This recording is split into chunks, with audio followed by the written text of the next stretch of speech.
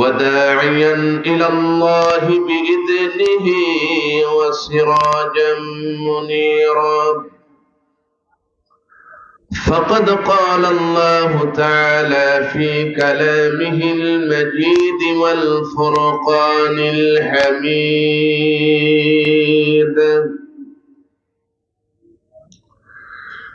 أعوذ بالله من الشيطان الرجيم আমি যখন থামবো আপনারা তাকবীর ধ্বনি দিবেন। তাকবীর ধ্বনি কোনটা? কথা বলেন। আল্লাহু আকবার। কি বলবেন? আর একটু জোরে বলেন। সবাই সমস্বরে বলেন আল্লাহু আকবার বলবেন। কি বলবেন? অন্যান্য বক্তাদের মতো আমি শুধু ওয়াজ করব না, আমি চাই যে আপনাদের থেকেও আমি কিছু শিখব, আর আমি যতটুকু পারি আল্লাহ পাকের ইহসান এবং দয়ায় আপনাদের কাছে কিছু বলার চেষ্টা করব। এটা শেয়ারিং হবে। কথাগুলোকে বুঝে আসতেছে আপনাদের? তাহলে আমরা কিছু নিয়ে যেতে পারবো। শুধু তোতা পাখির মতো একজনে বলে গেল আর তারা একদম চুপচাপ বসে রইল, এটা ওয়াজ হবে না, শেয়ারিং হবে না, তাহলে মজা হবে না। আমি চাই যে আমরা একটা আনন্দ ঘন পরিবেশে সবাই শেয়ারিং এ আমরা আলোচনাটা করতে চাই। আপনারা কি রাজি আছেন? তাহলে আমার কথাগুলোর জবাব দিতে হবে। আমি যখন থামবো আপনারা কি বলবেন? সবাই জোরে বলুন। কি বলবেন? আওয়াজটা তো আমার কাছে এখনো ক্লিয়ার হচ্ছে না। আমি চাই যে আওয়াজটা যেন, আমাদের এই আওয়াজটা আল্লাহু আকবার ধ্বনির আওয়াজ এই জমিন থেকে আল্লাহর আরশে আজিমে যেন পৌঁছে যায়। জোরে বলুন সুবহানাল্লাহ। আরেকবার বলুন আলহামদুলিল্লাহ। আওয়াজ করে বলুন আল্লাহু আকবার।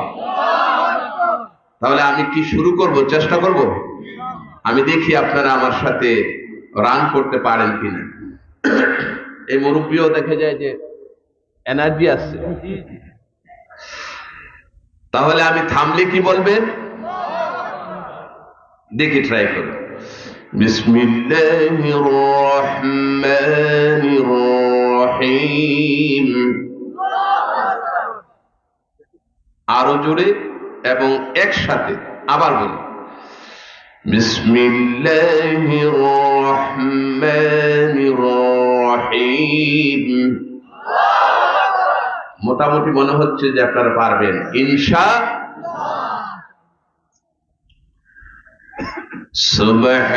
সুবহানাল্লাযী আসরা বি'আবদিহি লাইলাম মিনাল মাসজিদিল হারাম।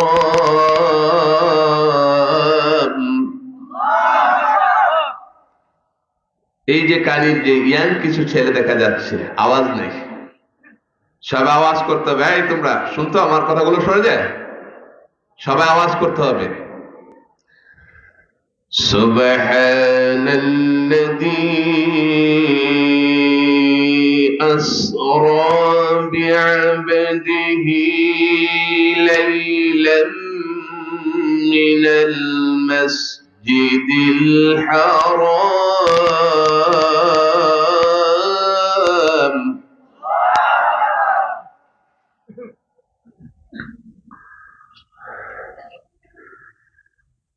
ليلا من المسجد الحرام إلى المسجد الأقصى الذي باركنا حوله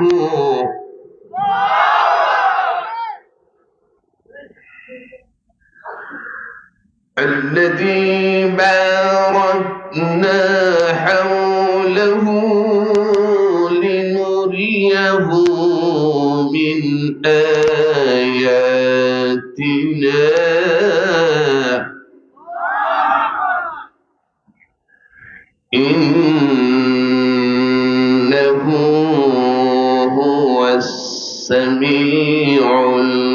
بصير.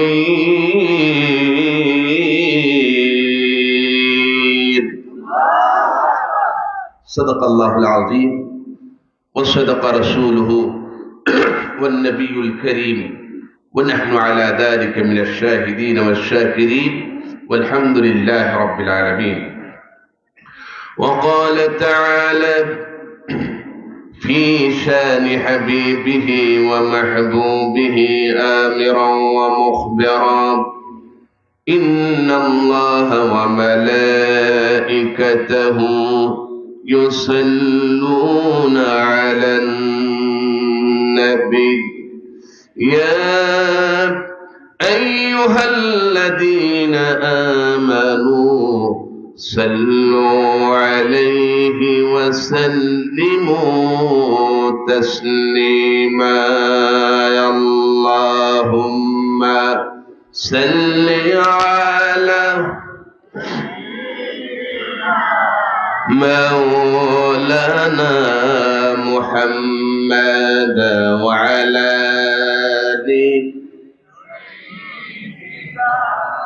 মাওলানা। সবাই জবান খুলে আমরা আজকে এই 10 ঘর দারুল কোরআন আলিম মাদ্রাসার ময়দান থেকে হাজার হাজার মাইল দূরে অবস্থিত আমাদের প্যারা রাসূল নবীজি মুহাম্মদুর রাসূলুল্লাহ সাল্লাল্লাহু আলাইহি ওয়াসাল্লামের রওজা পাকে সম্মানের সাথে, ভক্তি, শ্রদ্ধা এবং তাজিমের সাথে, মহব্বত এবং পরিপূর্ণ ভালোবাসার সাথে আমরা সালাম পৌঁছাবো, দরুদ পেশ করব। রাজি আছেন? আরো জোরে বলতে হবে, রাজি আছেন? কে কে রাজি আছেন? দুই হাত তুলে দেখান। নারে তাকবীর। আরো জোরে বলতে হবে, নারে তাকবীর, নারে রিসালা। আল কোরআনের আলো, আল হাদিসের আলো। মোহাব্বতে পড়ুন আল্লাহুম্মা সাল্লি আলা মাওলানা মুহাম্মদ ওয়া আলা আলি সাইয়্যিদিনা।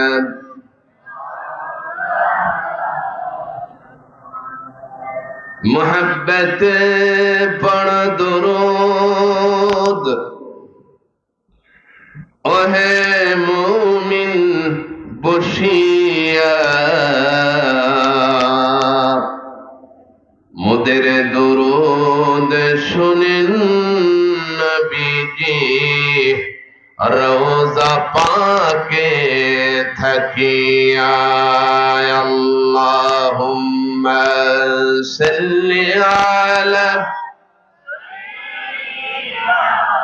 मौलाना मुहम्मद व अला आलि सय्यिदिना मौलाना मुहम्मद।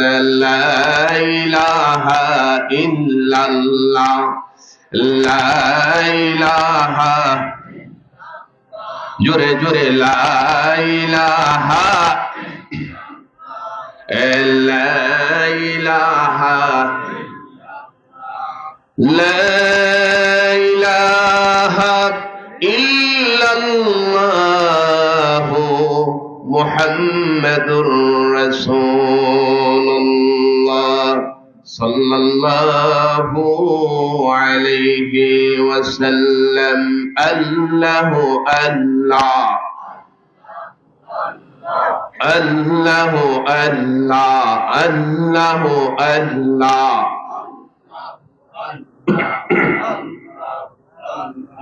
ला इलाहा इल्लल्लाह मुहम्मदुर रसूलुल्लाह सल्लल्लाहु अलैहि वसल्लम।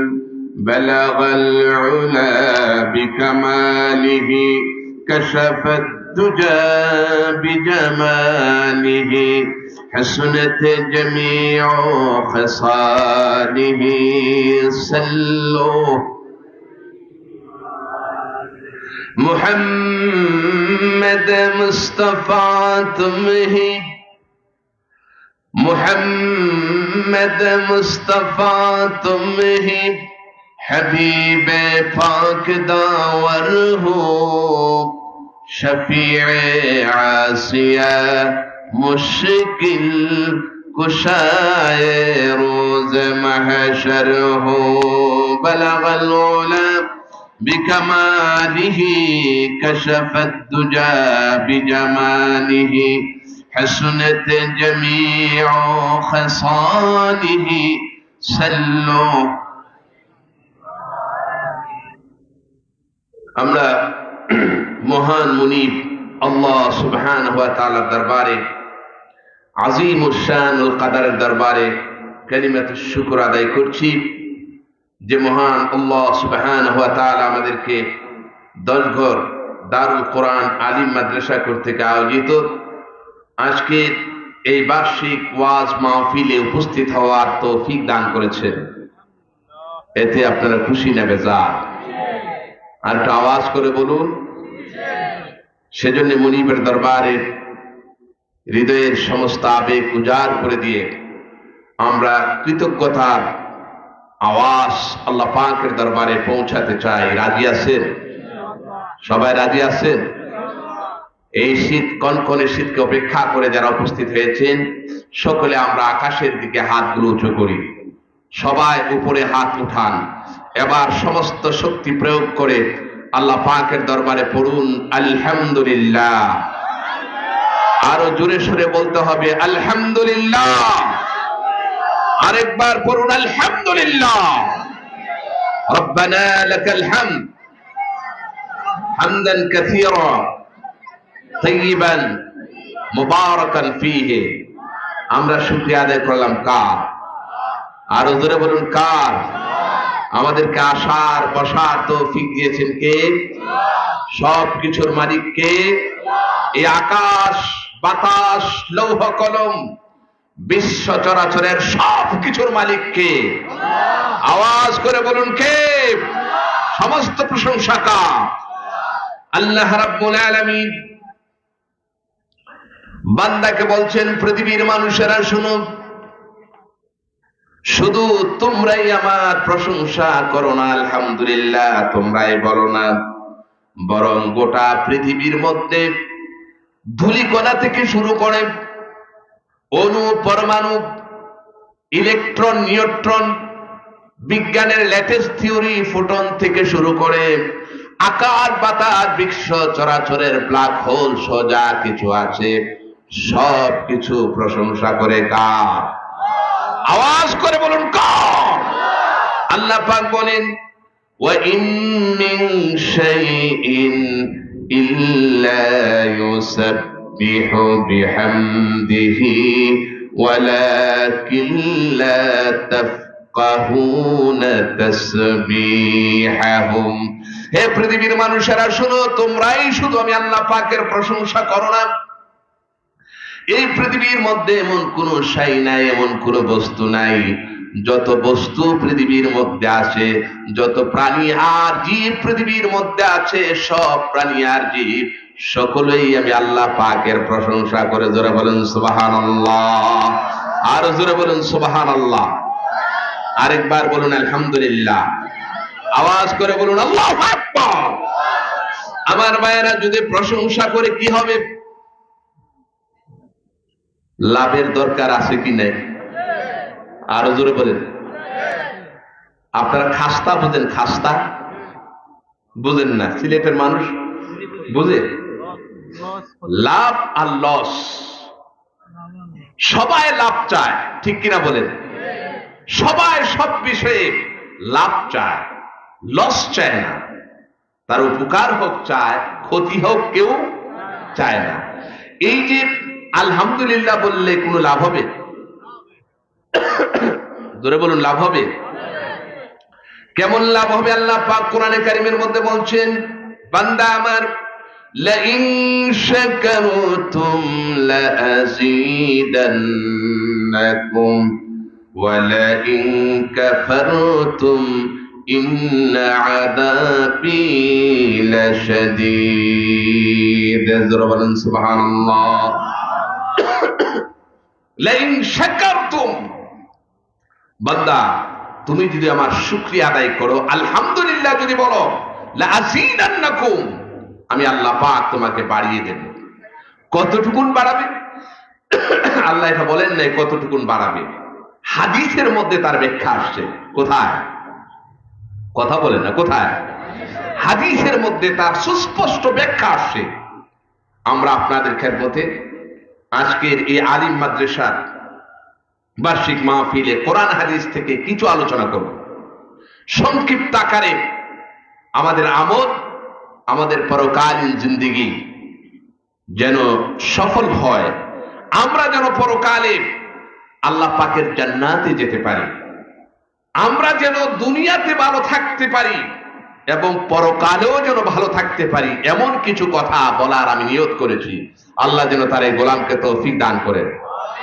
আরো জোরে বলুন আমিন মাঝে মাঝে শয়তান ওয়াসওয়াসা দিবে বলে রাত্র তো অনেক হয়ে গেছে শীতের রাত্র আর কত বসে থাকবে খোসা দিবে খোসা দিলে আপনারা বলবেন যে কাকে খোসা দিছে দেখবেন যে উঠে চলে যাচ্ছে উঠা বসা করা যাবে নিরবচ্ছিন্ন ভাবে ইখলাসের সাথে আদবের সাথে যতক্ষণ কোরআন হাদিসের আলোচনা হবে ততক্ষণ আমরা বসে থাকবো আপনারা কি ওয়াদা করতে পারেন কথা বলেন ওয়াদা করতে পারেন একটু হাত তুলে দেখান না নারে তাকবীর আর জোরে সেরে লিল্লাহি তাকবীর নারে রিসালাহ আল্লাহ যেন কবুল করেন আমার বন্ধুগণ কি আলোচনা করব আমি কোনো ভূমিকা ছাড়া এখানে আজকের এই মাহফিলের সভাপতিত্ব করছেন জনাব তাজউদ্দিন আহমদ মধুমিয়া সাহেব ম্যানেজিং কমিটির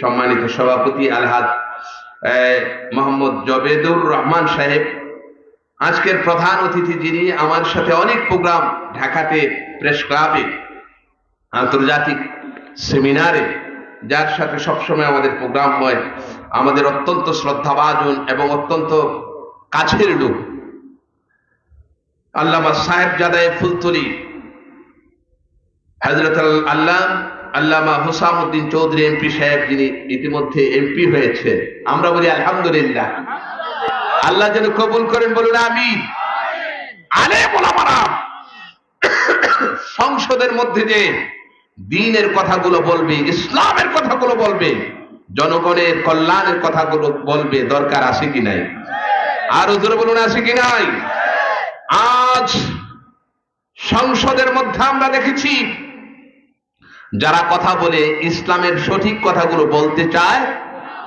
দুইটা জিনিসের প্রয়োজন বলার জন্য এক এলেমের প্রয়োজন কিসের প্রয়োজন জোরে বলুন কিসের ইসলামী জ্ঞানের প্রয়োজন দুই সাহসের প্রয়োজন আমি দেখেছি আল্লামা হুসামউদ্দিন চৌধুরী তিনি ইতিমধ্যে বাংলাদেশের শিক্ষা ব্যবস্থা নিয়ে প্রধানমন্ত্রীর সাথে কয়েকবার দেখা করেছেন আপনারা শুনেন নাই এই কথা বলেন শুনেন নাই কয়েকবার দেখা করেছেন প্রেস ক্লাবে সাংবাদিকদের সামনে গোটা বিশ্ববাসীর সামনে তিনি এই সিলেবাস কারিকুলাম শিক্ষা ব্যবস্থা নিয়ে সুস্পষ্টভাবে বক্তব্য রেখেছেন যে ইসলামী শিক্ষার বিকল্প কোনো ব্যবস্থা নাই আমাদের পরবর্তী প্রজন্ম যেন দিন শিখতে পারে শুধু মাদ্রাসার ছাত্র নয় শুধু মাদ্রাসায় শিক্ষায় শিক্ষিত নয় বরং স্কুল কলেজ ইউনিভার্সিটি সব যারা মুসলমান প্রত্যেকটি মুসলমানের অধিকার রয়েছে ইসলামী শিক্ষা ঠিক কিনা বলেন অতএব ইসলামী শিক্ষাকে ধ্বংস করার জন্য যে পায়তারা চলছে আমরা জীবিত থাকতে ফুলতলি সাহেবকে আপনারা জীবিত থাকতে ইসলামী শিক্ষার বিরুদ্ধে কোন প্রকার আইন পাস করতে সংসদে দেওয়া হবে না ঠিক কিনা বলেন তিনি প্রধানমন্ত্রীকে লক্ষ্য করে বলেছেন সাংবাদিকদের সামনে যে বাংলাদেশের সমস্ত 16 কোটি মানুষের মধ্যে 90% মুসলমান ইসলামী শিক্ষা গ্রহণ করার মৌলিক অধিকার তাদের আছে মৌলিক অধিকারে যারা বাধা দিবে আমরা ওই সমস্ত লোকদেরকে পিষে শেষ করে দেব। এদেরকে বাংলার জমিনে দেখানো হবে না, হবে না, হবে না, ঠিক কিনা বলেন? আজ ইসলামী শিক্ষার বড়ই দরকার, ঠিক কিনা বলেন? দ্বীনি শিক্ষার বড়ই প্রয়োজন। মাদ্রাসার শিক্ষার যেমন প্রয়োজন আছে, প্রত্যেকটি সন্তানকে একদম শিশু থেকে শুরু করে প্রত্যেকটি সন্তানকে দ্বীনি শিক্ষায় শিক্ষিত হওয়া আল্লাহ পাক ফরজ করেছেন। কে ফরজ করেছেন? আরো জোরে বলুন, কে? এটা কোন সরকার? কোন সরকার ফরজ করেছে? কোন ব্যক্তি ফরজ করেছে? ফরজ করেছেন কে? যিনি মালিক, সে আল্লাহ সুবহানাহু ওয়া তাআলা ফরজ করেছেন। কোরআনে কারীমের মধ্যে আল্লাহ রাব্বুল আলামিন সর্বপ্রথম যে আয়াতে কারিমা বিশ্বনবী মুহাম্মদুর রাসূলুল্লাহ সাল্লাল্লাহু আলাইহি ওয়াসাল্লামের উপর নাযিল করেছেন, আল্লাহ পাক, আমি কয়েকদিন আগে বললাম যে গত সোমবার দিন রাত্রে আমি মক্কা শরীফ, মদিনা শরীফ থেকে, ডাইরেক্ট মদিনা শরীফ থেকে আমার ফ্লাইট হয়েছে। এই আমি কোরআন যেখানে নাজিল হয়েছে সে গারে হেরা, সেই গারে হেরা, গারে হেরা, এটাকে বলা হয় জাবালে নূর। এই যুবকের একটু বসো, এই তোমরা একটু বসো, শোনো ইসলাম কি বলছে। গারে হেরা, জাবালে নূর। জাবাল মানে পাহাড়, জাবাল অর্থ কি? সবাই বলতে হবে, জাবাল অর্থ কি? নূর মানে আলো। জাবালে নূর মানে আলোর পাহাড়। জাবালে নূর মানে কিসের পাহাড়? আলোর পাহাড়। পাহাড় কি আবার আলো হতে পারে নাকি? এই কথা বলেন, আলো হতে পারে? পাহাড় তো পাহাড়, পাথরের পাহাড়। সৌদি আরবের মধ্যে পাহাড় আর পাহাড়, হাজার হাজার, 30,000-এর বেশি পাহাড় আছে। যেখানেই তাকাবেন পাহাড় আর পাহাড়। এগুলো দীর্ঘ আলোচনা। আমি শুধু যদি পাহাড় নিয়ে আলোচনা করি, জাবাল, তাহলে এমন কয়েকটা মাহফিল লাগবে। বুঝে আসতেছে? কারণ কোরআন শরীফের আলোচনাগুলো সহজ নয়, এগুলো অনেক গভীর। কোরআনের জ্ঞানটা অনেক গভীর। কোরআনের জ্ঞান যার মধ্যে আছে, দ্বীনি ইলম যার মধ্যে আছে, তিনি হচ্ছেন গোটা পৃথিবীর বাদশা, ঠিক কিনা বলেন? সমস্ত জ্ঞান কোরআনের কাছে জিরো, কোরআনের কাছে শূন্য। কোরআন হচ্ছে সমস্ত জ্ঞানের উপরে, ঠিক কিনা বলেন? কারণ আমি মেরাজের আয়াত দ্বারা শুরু করেছি, বিজ্ঞানে পর্যন্ত। আমার কথাগুলো কি বোঝা যায়? বিজ্ঞানে পর্যন্ত তার জ্ঞানের পরিধি এই জমিন থেকে 49 কোটি কিলোমিটার দূর। মঙ্গল গ্রহ এই পৃথিবী থেকে 49 কোটি কিলোমিটার দূর হচ্ছে মঙ্গল গ্রহ। বিজ্ঞান তার গবেষণায় মঙ্গল গ্রহ পর্যন্ত পৌঁছে গেছে। দীর্ঘ আলোচনা, আমি দীর্ঘ আলোচনা কোনো বিষয় করব না, অনেক রাত্র হয়ে গেছে, আমি আবার ঢাকা চলে যেতে হবে ইনশাআল্লাহ। এই 49 কিলোমিটার দূর, এই 1400 বছর নয়, এই পৃথিবীর বয়স হাজার হাজার বছর। বিজ্ঞানীরা এক এক সময় এক এক কথা বলে যে কয়েকশো কোটি বছর, কয়েক কোটি বছর বয়স যাই হোক, পৃথিবীর এই পৃথিবীর বয়স থেকে শুরু করে, সৃষ্টি থেকে শুরু করে এ পর্যন্ত যত জ্ঞান পৃথিবীতে এসেছে, এই জ্ঞানের মধ্যে বিজ্ঞান হচ্ছে সবচেয়ে লেটেস্ট জ্ঞান। এই বিজ্ঞান তার সমস্ত প্রযুক্তি ব্যবহার করে 49 কোটি কিলোমিটার পর্যন্ত পৌঁছতে পেরেছে। আমার ভাইয়েরা, বিজ্ঞান মাত্র 49 কোটি কিলোমিটার দূর পর্যন্ত তাদের জ্ঞান পৌঁছাতে পেরেছে। কিন্তু আজ থেকে 1,500 বছর আগে বিশ্ব নবী, নবীদের নবী, নবীদের সম্রাট, নূরে মুজাসসাম, আফতাবে নবুওয়া, মাহতাবে রিসালাত, শাহানশাহে মদিনা, সুলতানে মদিনা, শাফায়াতের কান্ডারি নবীজি মুহাম্মদুর রাসূলুল্লাহ সাল্লাল্লাহু আলাইহি ওয়াসাল্লামকে আল্লাহ রাব্বুল আলামিন এমন জ্ঞান দিয়েছিলেন, এমন প্রযুক্তি দিয়েছিলেন, এখন নয় কিয়ামত পর্যন্ত যত প্রযুক্তি আসবে আল্লাহর নবীর সামনে সমস্ত প্রযুক্তিগুলো নিষ্প্রভ হয়ে যাবে। শুধু 50 কোটি কিলোমিটার নয়, বরং এই পৃথিবী থেকে 50,000 বছরের রাস্তা। আল্লাহ রাব্বুল আলামিন এই পৃথিবী থেকে সপ্ত আকাশ পাড়ি দিয়ে সিদরাতুল মুনতাহার পরে 14,000, সিদরাতুল মুনতাহার পরে 36,000 বছরের রাস্তা। কত হাজার? এই দুনিয়া থেকে সিদরাতুল মুনতাহা পর্যন্ত 14,000 বছরের রাস্তা। কয় হাজার বছর? এই কথা বলে না, কয় হাজার? 14,000 বছরের রাস্তা। সিদরাতুল মুনতাহা থেকে লা মাকান অতিক্রান্ত করে আল্লাহ পাকের আরশে আজিম 36,000 বছরের রাস্তা অতিক্রান্ত করিয়েছেন মুহূর্তের মধ্যে। গোটা পৃথিবীর বিজ্ঞানীরা হতবাক হয়ে গিয়েছে, বিশ্বে বিস্মৃত হয়ে গিয়েছে, তারা আশ্চর্যান্বিত হয়ে গিয়েছে যে how can possible in this time, ওই সময়ে কিভাবে সম্ভব একজন মানুষের পক্ষ থেকে, একজন মানুষ এই পৃথিবী থেকে সিদরাতুল মুনতাহা সপ্ত আকাশ অতিক্রান্ত করে, সপ্ত আকাশের পর সিদরাতুল মুনতাহা অতিক্রান্ত করে, লা মাকান অতিক্রান্ত করে আল্লাহ পাকের আরশে আজিম পর্যন্ত কিভাবে পৌঁছতে পারে? বিজ্ঞান হয়রান পেরেশান হয়ে গিয়েছে। কিয়ামত পর্যন্ত গবেষণা করবে। আল্লাহর নবী সাল্লাল্লাহু আলাইহি ওয়াসাল্লামকে আল্লাহ যে জ্ঞান দিয়েছেন, ওই জ্ঞানের 1000 ভাগের 1 ভাগ পর্যন্ত পৌঁছতে পারবে না। ঠিক কিনা বলেন? আরো জোরে বলেন ঠিক কিনা?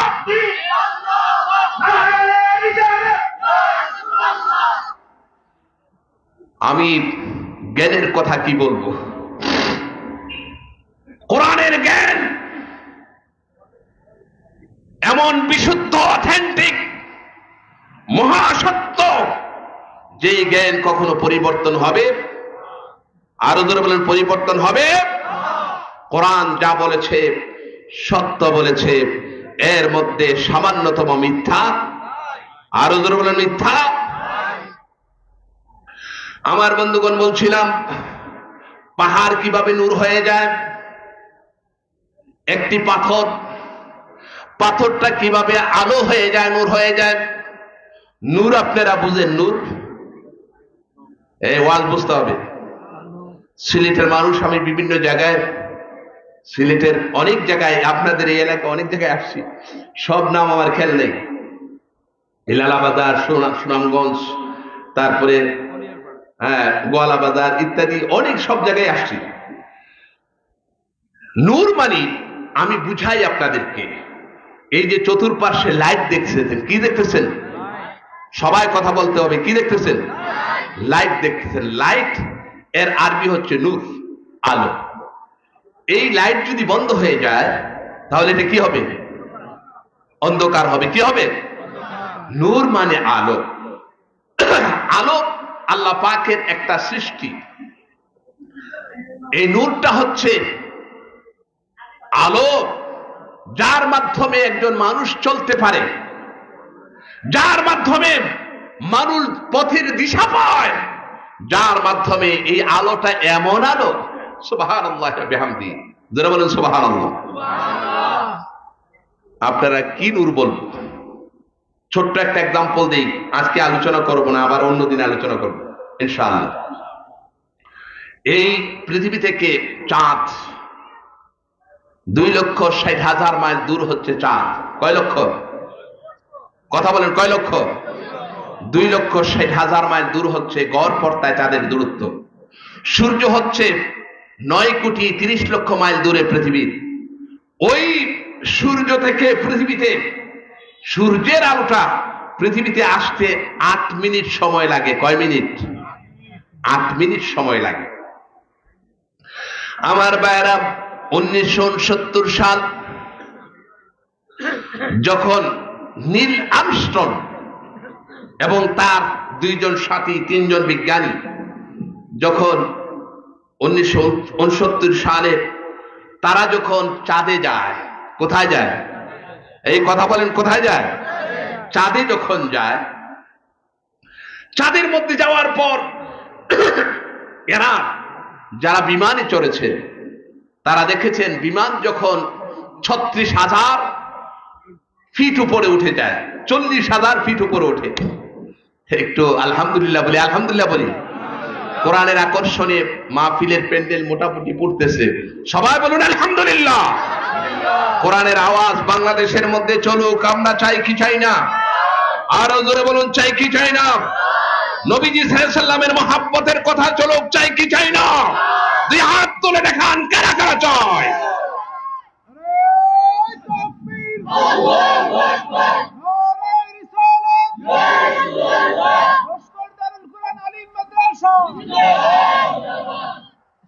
আমার বন্ধুগণ, কত কথা আলহামদুলিল্লাহ, কত কথা যে আসে। আমি কোন দিকে যাব? আমি সংক্ষেপ করতে চাচ্ছি, এইদিকে চলে যায়, ওইদিকে চলে যায়, আপনাদের কষ্ট হবে নাকি? এই যে 2,40,000 মাইল দূর, নীল আর্মস্ট্রং সহ ওই যে যারা বিমানে উঠেছেন, বিমান যখন 30,000, 36,000, 40,000 ফিট উপরে উঠে যায়, তখন ওই আমরা আকাশ দেখি এখান থেকে খুব নীল, তখন বিমান থেকে এগুলো দেখা যায় নীল। পৃথিবীটা এখানে এই পৃথিবীর 6,000 ফিট উপরে, এখন আরেকটু রেঞ্জ বেড়েছে। এটা হচ্ছে 90 দশকের কথা। পৃথিবীর 6,000 ফিট উপরে there is no any network. মানুষের কোনো নেটওয়ার্ক, কোনো আওয়াজ 6,000 ফিট উপরে যায় না। বিমানের মধ্যে কোনো নেটওয়ার্ক পাওয়া যায় না, মোবাইলে কোনো নেটওয়ার্ক পাওয়া যায় না। এখন নীল আর্মস্ট্রং আর তার 2 জন সাথী যখন 1969 সালে চাঁদে গিয়েছে, তখন সেখানে তারা একটি আওয়াজ শুনেছে। জোরে বললেন না সুবহানাল্লাহ? আমার ভাইরা, এই পৃথিবী থেকে 6,000 ফিট উপরে পৃথিবীর মানুষের কোনো নেটওয়ার্ক পাওয়া যায় না। মেরাজের মধ্যে আল্লাহ রাব্বুল আলামিন মুসলমানদের জন্য এমন একটি নেটওয়ার্কের ব্যবস্থা করে দিয়েছেন, এমন একটি শক্তিশালী নেটওয়ার্কের ব্যবস্থা আল্লাহর সাথে বান্দার করে দিয়েছেন। ওই নেটওয়ার্কের সাথে যখন বান্দা যুক্ত হয়ে যায়, নামাজ নামক একটি গভীর নেটওয়ার্ক দিয়েছেন, একটি শক্তিশালী নেটওয়ার্ক মানুষকে আল্লাহ রাব্বুল আলামিন দান করেছেন। বান্দা যখন আল্লাহু আকবার বলে তাকবীরে তাহরিমা বলার পর দুনিয়ার সব কিছু হারাম করে দিয়ে বান্দা যখন নামাজের মধ্যে দাঁড়িয়ে যায়, তার নেটওয়ার্ক স্বয়ং আরশে আজিমের মালিকের সাথে উঠে যায়। তার নেটওয়ার্ক আরশে আজিমের মালিকের সাথে তৈরি হয়ে যায়। শুধু 6,000 ফিট নয়, 36,000 ফিট নয়, 36 কোটি মাইল নয়, বরং কোটি কোটি কোটি কোটি কোটি কোটি কোটি কোটি কোটি কোটি কোটি কোটি বছর এর রাস্তা অতিক্রান্ত করে আল্লাহু আকবার বলে যখন নামাজের মধ্যে দাঁড়িয়ে যায়, তখন সরাসরি আল্লাহর সাথে বান্দার নেটওয়ার্ক তৈরি হয়ে যায়। আর একটু আস্তে কর, সবাই বলুন। ওই পিছনের এরা বলে না, এই কি সবাই বলুন, আরেক জোরে বলুন, আরেকবার বলুন আলহামদুলিল্লাহ। এদিকে আওয়াজ কম, আরেকবার বলুন আল্লাহু আকবার। আমার ভাইরা, এমন শক্তিশালী নেটওয়ার্ক, এমন শক্তিশালী নেটওয়ার্ক, বান্দা যখন নামাজের মধ্যে দাঁড়িয়ে যখন আলহামদুলিল্লাহি রাব্বিল আলামিন, বান্দা যখন আল্লাহ রাব্বুল আলামিনের প্রশংসা শুরু করে, আলহামদুলিল্লাহ সূরার প্রথম আয়াত যখন বান্দা তেলাওয়াত করে, আরশে আজিমের মালিক আরশে আজিম থেকে বান্দাকে বলে, বান্দারে তোর এত বড় নেটওয়ার্ক আমি দান করেছি, বান্দা তুই যখন আলহামদুলিল্লাহ বললি, তোর আওয়াজটা দুনিয়ার জমিনে আমি আল্লাহ রাখি নাই। এই নেটওয়ার্কের পাওয়ার এত বেশি, আমি আল্লাহ পাকের আরশে আজিমে তোমার আওয়াজ পৌঁছে গেছে। সেজন্য কিয়ামতের দিন পরকালে এক শ্রেণীর বান্দাকে যখন জাহান্নামের মধ্যে নিয়ে যাওয়া হবে, যখন তাদেরকে জাহান্নামের দিকে ফেরেশতারা হাঁকিয়ে নেবেন, ফেরেশতারা ওই বান্দাদেরকে জিজ্ঞেস করবেন, মা সালাকাকুম ফি সাকার, ক্বালু লাম নাকু মিনাল মুসাল্লিন। বান্দাকে ওই জাহান্নামীদেরকে ফেরেশতারা বলে, মা সালাকাকুম ফি সাকার, হে বান্দা আজকে কেন তুমি জাহান্নামে যাচ্ছ? কোন কারণে? এত মহব্বত করে আল্লাহ পাক তোমাকে বানাইলেন, এত মায়া করে এত আদর করে তোমাকে বানালেন, আশরাফুল মাখলুকাত, সৃষ্টি জগতের সবচেয়ে শ্রেষ্ঠ মর্যাদা তোমাকে দিলেন, তোমাকে জাহান্নামের জন্য আল্লাহ বানান নাই। আল্লাহ কি বান্দাকে এত মহব্বত করে এত মায়া করে মানুষকে বানিয়েছেন জাহান্নামে দেওয়ার জন্য? এই কথা বলেন না কেন? জাহান্নামে দেওয়ার জন্য না, জাহান্নামে দেওয়ার জন্য বানান নাই। বান্দাকে বানিয়েছেন আল্লাহ রাব্বুল আলামিন এত মায়া করে, এত মহব্বত করে বান্দাকে আল্লাহ পাক বানিয়েছেন। তার জন্য আল্লাহ রাব্বুল আলামিন জান্নাত নামক একটি স্থান রেখে দিয়েছেন। এই দুনিয়ার জমিনে বান্দা কষ্ট করে, এই দুনিয়ার জগতে মানুষ কষ্ট করে, আজকে কাফিরদের বিশাল বিশাল বাড়ি, এদের অট্টালিকার টাকা পয়সা, এদের কোনো শেষ নাই, ঠিক কিনা বলেন? কোটি কোটি বিলিয়ন বিলিয়ন টাকার মালিক। এদের চালচলন, এদের লাইফস্টাইল অনেক অনেক বেশি জাঁকজমকপূর্ণ। আমাদের দেশের ধনী যারা, আমাদের দেশের ধনী যারা, ওরা ওদের কাছে মিসকিন, ওদের কথা বলে লাভ কি? সৌদি আরব যারা, সৌদি আরবের যারা, ওরাও বাংলাদেশের এই ধনী লোকদেরকে যারা হজে যায়, এরা কি ধনী না গরিব? এই কথা বলে না, ধনী না গরিব? ধনী দেখেই তো হজে যায়, গরিবরা তো হজে যেতেই পারে না। এদেরকে ওরা মিসকিন বলে, কারণ ওদের যে টাকা পয়সা, ওদের যে লাইফস্টাইল অনেক বেশি উন্নত। এই কাফেররা, এই অমুসলিমরা, এদের লাইফস্টাইল অনেক বেশি স্ট্যান্ডার্ড। আল্লাহ পাক মুসলমানদেরকে, বান্দাকে এই জন্য বানান নাই যে তারা জাহান্নামে যাবে। বান্দাকে মহব্বত করে বানিয়েছেন তাদেরকে জান্নাত দেওয়ার জন্য। সেজন্য আল্লাহ পাক প্রথমে বান্দাকে বানানোর পরে, আদম আলাইহিস সালাতু ওয়াস সালামকে তৈরি করার পরে প্রথমে থাকতে দিয়েছেন কোথায়? কথা বলে না, কোথায়? এই সবাই বলুন কোথায়? প্রথমেই তাকে থাকতে দিয়েছেন জান্নাতে। বান্দা এটা তোর জায়গা, এটা তোর আসল জায়গা। আমি কত কথা বলবো। বৈজ্ঞানিক সিলভার তিনি একটি থিওরি দিয়েছেন পৃথিবীবাসীকে, man, human can not from this earth. এই মানুষ এই পৃথিবীর আসল অধিবাসী নয়। এই মানুষগুলো আসলে এই পৃথিবীর না। উনি বলছেন এই মানুষগুলো আসলে এই পৃথিবীর নয়, এগুলো অন্য জায়গা থেকে এসেছে। আর কোরআনে কারীম তথ্য দিয়েছে ১৫০০ বছর আগে আল্লাহ রাব্বুল আলামিন আদম আলাইহিস সালাতু ওয়াস সালামকে তৈরি করার পরে আল্লাহ পাক বলছেন, ইয়া আদামু উসকুন আনতা ওয়া যাওজুকাল জান্নাহ ফাকুলা মিনহা রাগাদান হাইথু শি'তুমা ولا تقربا هذه الشجرة فتكونا من الظالمين জোরে বলেন সুবহানাল্লাহ। কি আশ্চর্য বিষয়!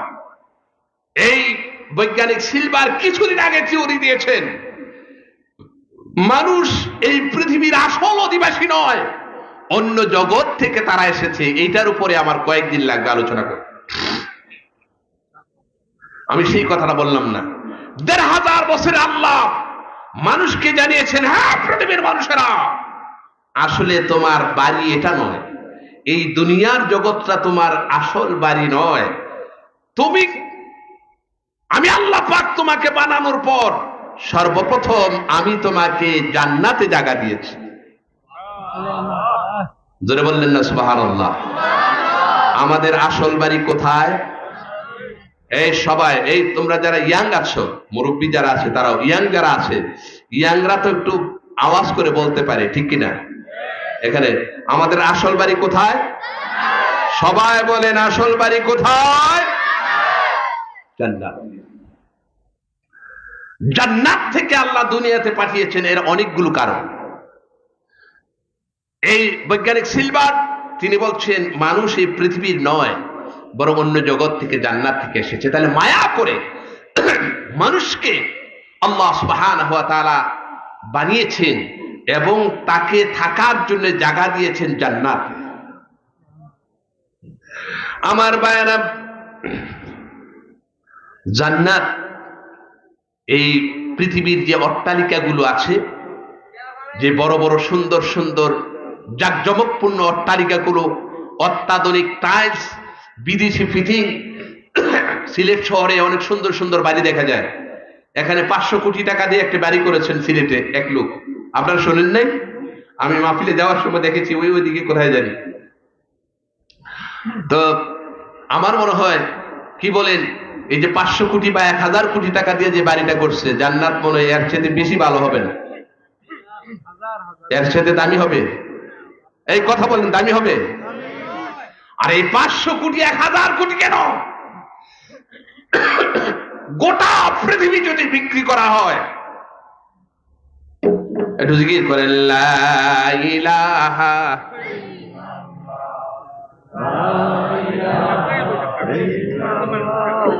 লা ইলাহা লা ইলাহা ইল্লাল্লাহ। ফাঁকা জায়গাগুলো পুরা করেন, অন্যান্য ভাইরা যেন বসতে পারে। বলুন আলহামদুলিল্লাহ, বলুন মারহাবা। বসেন। এই গোটা পৃথিবী নয়, গোটা পৃথিবী এবং পৃথিবীর মধ্যে যা কিছু আছে সব যদি বিক্রি করে দেওয়া হয়, জান্নাতের একটা ইট, একটা পাথর, একটা টাইলসের দাম হবে না। আমার ভাইরা, আল্লাহ রাব্বুল আলামিন অত্যন্ত মায়া করেন, মুহাব্বত করে বান্দাকে তৈরি করেছেন, বানিয়েছেন, জান্নাতে থাকার জন্য দিয়েছেন।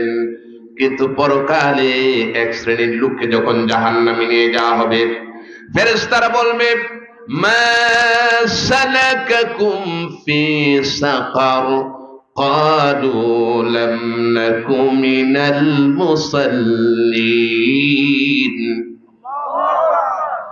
ফেরেশতারা বলবে, হে আল্লাহর বান্দা, এত সুন্দর করে তোমাকে তৈরি করলেন, এত নাদুস নুদুস করে তৈরি করলেন, এত সুন্দর চেহারা তোমাকে দিলেন, আশরাফুল মাখলুকাত করে তোমাকে পাঠালেন, কিন্তু তুমি হয়েছ মুসলমানের সন্তান, তোমার নাম আব্দুল করিম, তোমার নাম হয়েছে আব্দুর রহিম, তোমার নাম হয়েছে আব্দুল গফফার, তোমার নাম হয়েছে সুন্দর সুন্দর ইসলামী নাম, কিন্তু আজকে কেন তুমি জাহান্নামে যাচ্ছ? কোন কারণে তুমি জাহান্নামী? আমার ভাইরা, কোরআন কোট করছে, জবাব তারা দিবে। এই সমস্ত লোকদেরকে যখন গ্রেফতার করে না জাহান্নামে নিয়ে চলবে, এরা জবাব দিবে ক্বালু লাম নাকু মিনাল মুসাল্লিন। হে ফেরেশতারা, আমরা মুসল্লি ছিলাম না, আমরা নামাজি ছিলাম না। আল্লাহ রাব্বুল আলামিন মেরাজের রাত্রে যে নবীজি সাল্লাল্লাহু আলাইহি ওয়াসাল্লামের উপর নামাজ ফরজ করে দিয়েছিলেন, ওই নামাজ আমরা পড়ি নাই, যথাযথভাবে পালন করি নাই। আমরা বেনামাজি ছিলাম। বেনামাজি থাকার কারণে, নামাজ ছেড়ে দেওয়ার কারণে আজকে আমরা হতভাগাদের দলভুক্ত হয়েছি। আমাদেরকে জাহান্নামের মধ্যে নিয়ে যাওয়া হচ্ছে। ও আমার ভাইয়েরা, জাহান্নাম হয়েছে এত কঠিন একটি জায়গা। হাদিসের মধ্যে এসেছে রাসূল করিম সাল্লাল্লাহু আলাইহি ওয়াসাল্লাম কি আল্লাহ রাব্বুল আলামিন যখন মেরাজের মধ্যে নিয়ে গেলেন, আল্লাহ পাক জান্নাত দেখালেন। এত সুন্দর জান্নাত, এত চাকচিক্যময় জান্নাত, এত শোভামণ্ডিত জান্নাত পৃথিবীর মানুষেরা কখনো দেখে নাই, কখনো দেখবে না পরকাল ছাড়া। আল্লাহর নবী বলেন, জান্নাত হয়েছে এমন লা আইনুন রাআত ওয়ালা উযুনুন সামিআত ওয়ালা খাতারা বিকলবি বাশারিন। নবীজি সাল্লাল্লাহু আলাইহি ওয়াসাল্লাম বলেছেন, পৃথিবীর মানুষেরা শোনো, এত সুন্দর জান্নাত আল্লাহ পাক বান্দার জন্য তৈরি করে রেখেছে। লা আইনুন রাআত, মানুষ দেখে নাই। দুনিয়ার সুন্দর দেখে জান্নাতকে অনুমান করা যাবে না। জোরে বলো সুবহানাল্লাহ। লা আইনুন রাআত ওয়ালা উযুনুন সামিআত, জান্নাতের যে সমস্ত কথাগুলো কোরআন হাদিসের মধ্যে এসেছে, থিওরিক্যাল যে সমস্ত জান্নাতের বিষয়গুলো তারা শুনেছে, আসলে সত্যিকার অর্থে জান্নাত তার চাইতে হাজার হাজার গুণ শ্রেষ্ঠ। ওয়ালা উযুনুন সামিআত, তারা আসল জান্নাতের রূপের কথা তারা শুনে নাই। ওয়ালা খাতারা বিকলবি বাশার, এত সুন্দর জান্নাত ওয়ালা খাতারা বিকলবি বাশার, একজন মানুষ কল্পনা করতে করতে এই জগৎ অতিক্রান্ত করে ঊর্ধ্ব জগৎ পর্যন্ত পৌঁছে যায়।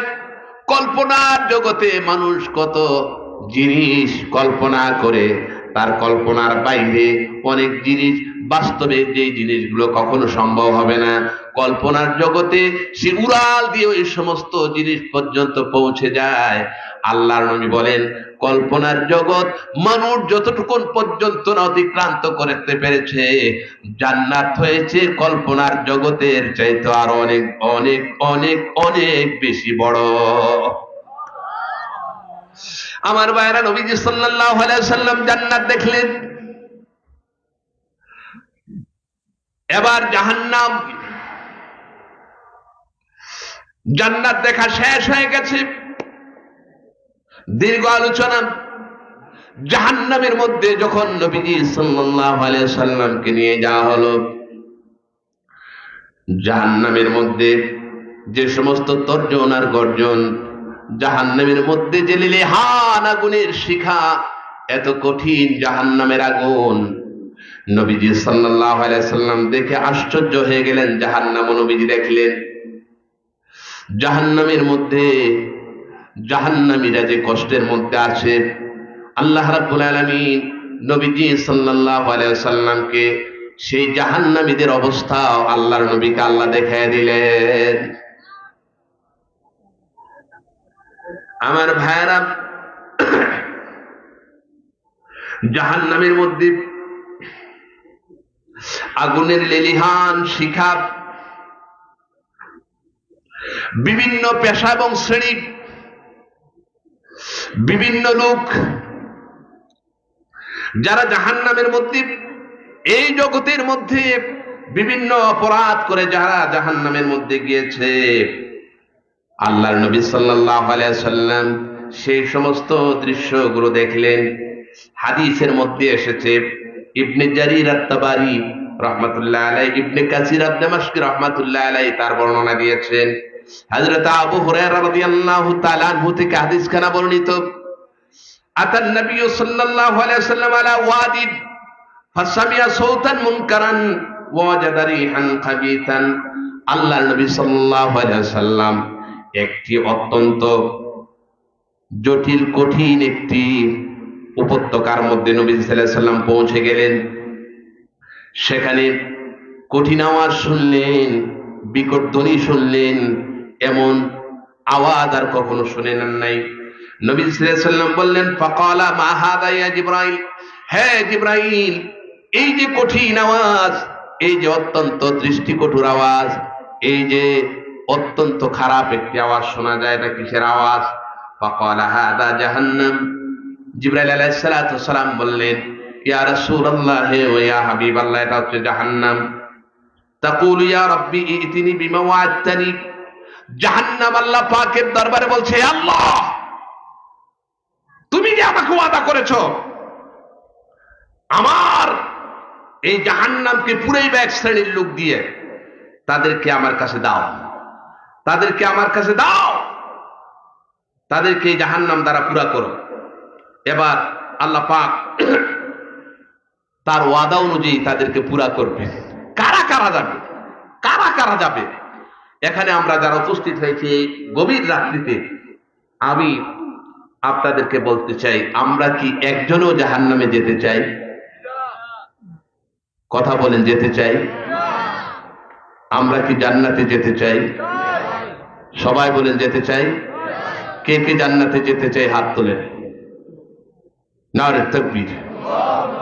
আওয়াজ জোরে করতে হবে, নারে তাকবীর। আল্লাহ যেন সকলকে জান্নাতে যাওয়ার তৌফিক দান করেন। আর জোরে বলুন আমিন। জাহান্নাম থেকে যেন আল্লাহ পাক মুক্তি দান করেন। এখন এই দীর্ঘ আলোচনাগুলো আমি আজকে ছেড়ে দিলাম, কিছু মৌলিক কথা বলি। জাহান্নামের মধ্যে কারা যাবে? বেনামাজি যারা, তারা জাহান্নামে যাবে। কারা যাবে? বেনামাজি যারা, তারা জাহান্নামের মধ্যে যাবে। আমেরিকাতে একজন মহিলা, একজন কিশোরী আমেরিকার আদালতের মধ্যে তিনি রিট করলেন। আদালতকে বললেন,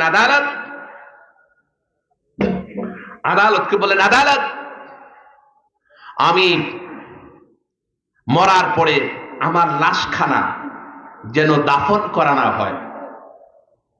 এই পৃথিবী একটি আশ্চর্য ধরনের জগৎ। এখানে এক এক জাতির এক এক সংস্কৃতি, এক এক জাতির এক এক সংস্কৃতি। আমরা মুসলমান যারা, ইসলাম হচ্ছে একমাত্র আল্লাহর ধর্ম, আর ইসলাম হচ্ছে মানুষকে সবচেয়ে বেশি সম্মান দিয়েছে মরার আগে এবং মরার পরে। ঠিক কিনা বলেন? হিন্দুরা মরার পর লাশখানা কি করে জ্বালায় দেয়। নিজের বাবার লাশ আগে ওই সন্তানকে দিয়ে আগুনটা ওই বাবার গায়ের মধ্যে, নিজের সন্তানকে দিয়ে ঠাকুর যারা আছে যে তুমি আগে লাগা। ঠিক কিনা? দুনিয়াতে আগুন। খ্রিস্টানদের মধ্যে কোন লোক যদি মারা যায়, তখন কবর খোঁড়া হয়। কবর খোঁড়ার পর তাকে বিউটি পার্লার নিয়ে যাওয়া হয় দাফন করার আগে। বিউটি পার্লার কোথায়? এই কথা বলে না, কোথায়? বিউটি পার্লারে মরার পর। আমাদের দেশে তরুণী যারা আছে, এখন পুরুষদেরও বিউটি পার্লার আছে। এই যুবকেরা কথা বলো, মহিলাদেরকে বিউটি পার্লারে নিয়ে সাজায়। ঠিক কিনা? 5,000 10,000 টাকা লাগে, খুব সুন্দর করে সাজায় দেয়। বুড়া মানুষটাকে জোয়ান বানায় দেয়। ঠিক কিনা? খ্রিস্টানরা, তাদের মধ্যে একটি জাতি যারা মৃত্যুবরণের পর, বাবা যদি মারা যায়, মা যদি মারা যায়, তাহলে বিউটি পার্লারে নিয়ে সুন্দর করে তাকে সাজানো হয়। 80 বছরে মারা গেছে, তাকে 20 বছর 25 বছরের যুবক যুবতী বানিয়ে তারপরে কবরের মধ্যে বসিয়ে দেওয়া হয়। চতুর্পার্শ্বে বিভিন্ন ব্র্যান্ডের মদ আছে না, বিভিন্ন ব্র্যান্ডের মদের বোতল চতুর্পার্শ্বে সাজিয়ে তাকে দাফন করা হয়। তার কারণ হচ্ছে, উনি জীবিত থাকতে কোন ব্র্যান্ডের মদ তার কাছে ভালো লেগেছে সেটা তারা তো জানে না, এজন্য সব ব্র্যান্ডের মদ সাজিয়ে রাখা হয়। বুড়া হইলে পড়ে, যদি বৃদ্ধ হয়ে যায়, যদি বাবা মা বৃদ্ধ হয়ে যায়, তখন তাদের চেহারা কালো হয়ে যায়। তার কারণ কি? এই বুড়া মানুষটাকে তো বিউটি পার্লারে নিয়ে 1 লাখ টাকা দিয়ে সাজাইতে হবে। এই জন্য বুড়া হওয়ার আগেই যেন মারা যায়, এই চিন্তা করে। ইসলাম মহান ধর্ম। বৃদ্ধ বাবা বৃদ্ধ মা যত বয়স্ক হবে তত তার নেক হবে, যত খেদমত করবে তত বেশি ওই বান্দা আল্লাহর নৈকট্য অর্জন করবে। ঠিক কিনা বলেন? বাবা মার খেদমত যদি করে, তারা যদি সন্তুষ্ট হয়ে যায়, তাহলে আমার আল্লাহ তার প্রতি সন্তুষ্ট হয়ে যায়। আবার বাইরা হাদিসের মধ্যে এসেছে, আপনাদের কি কষ্ট হচ্ছে? আমি কি ছেড়ে দেব? আর বেশিক্ষণ রাখবো না, আমি তো চলে যেতে হবে। আমার বাইরা হাদিসের মধ্যে এসেছে, আল্লাহর নবী সাল্লাল্লাহু আলাইহি ওয়াসাল্লাম বলেছেন, ইমাম বুখারী রাহমাতুল্লাহ আলাইহি, রিদার রাব্বি ফি রিদাল ওয়ালিদাইন ওয়া সাখাতুর রাব্বি ফি সাখাতিল ওয়ালিদাইন।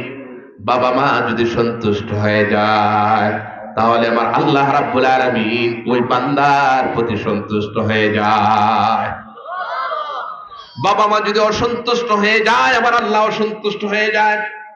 যত ইবাদত করো, যত বন্দেগী করো, যত দান সদকা করো, বাবা মাকে অসন্তুষ্ট করে তাদেরকে কষ্ট দিয়ে তুমি কশ্চিমকালেও, দুনিয়াতে নয় পরকালেও নয়, দুনিয়াতেও শান্তি পাবে না, পরকালেও শান্তি পাবে না। ঠিক কিনা বলেন?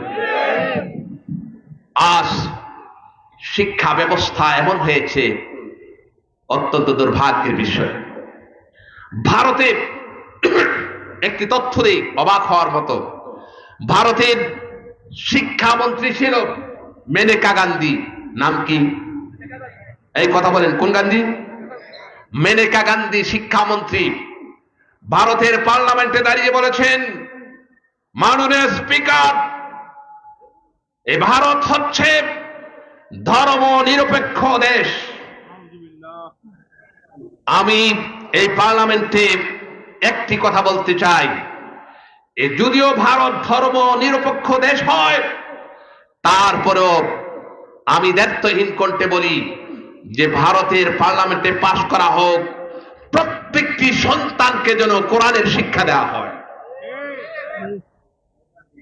প্রত্যেকটি সিলেবাসে এ টু জেড, প্রতিটি ক্লাসের সিলেবাসে কোরআনকে সিলেবাসের অন্তর্ভুক্ত করা হোক।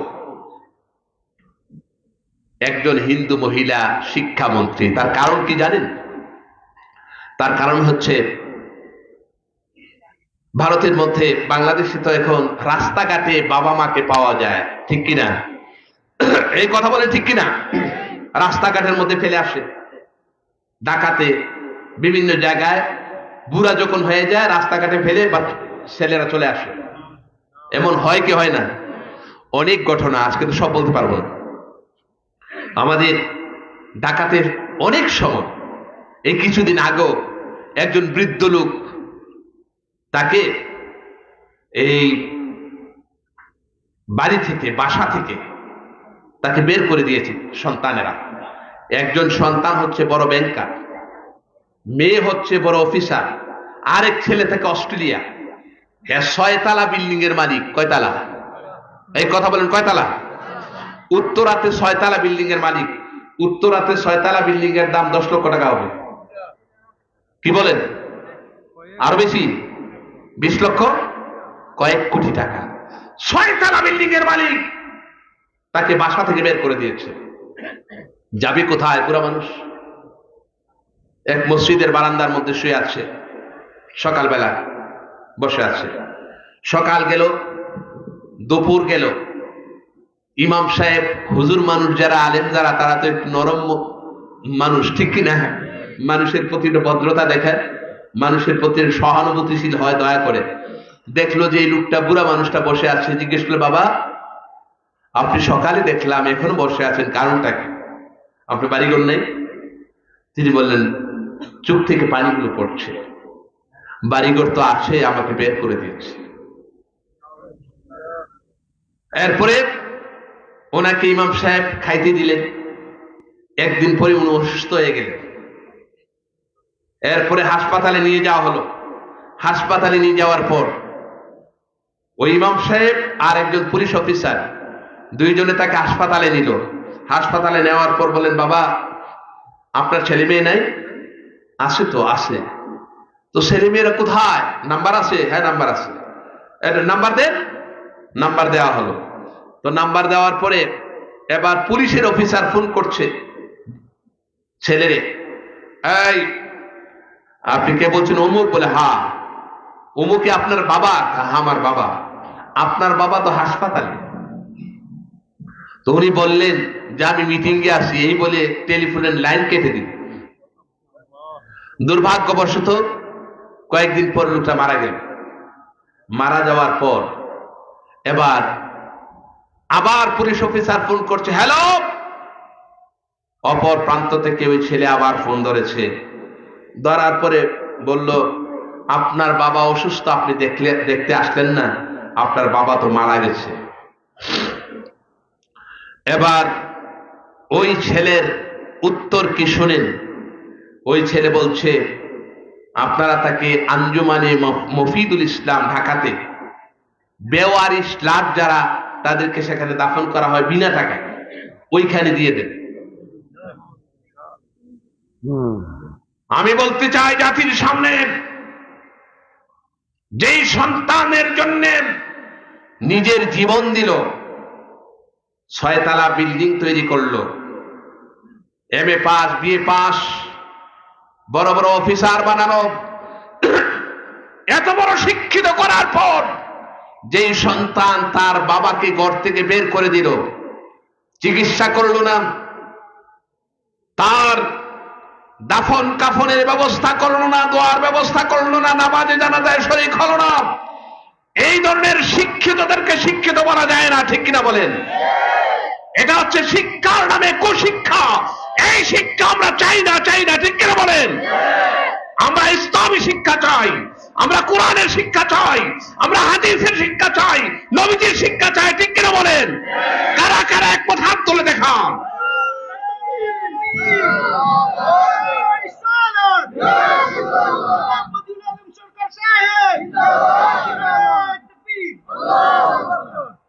আজ ইসলামী শিক্ষার জন্য আমরা প্রত্যেকটি আলোচনার মধ্যে বলি, আপনার সন্তান যদি বাবাকে স্বীকৃতি না দেয়, এমন শিক্ষা যদি দেওয়া না হয় যে শিক্ষার মাধ্যমে বাবার সম্মান বুঝে, এই শিক্ষায় শিক্ষিত করার কোনো প্রয়োজন নাই, ঠিক কিনা বলেন?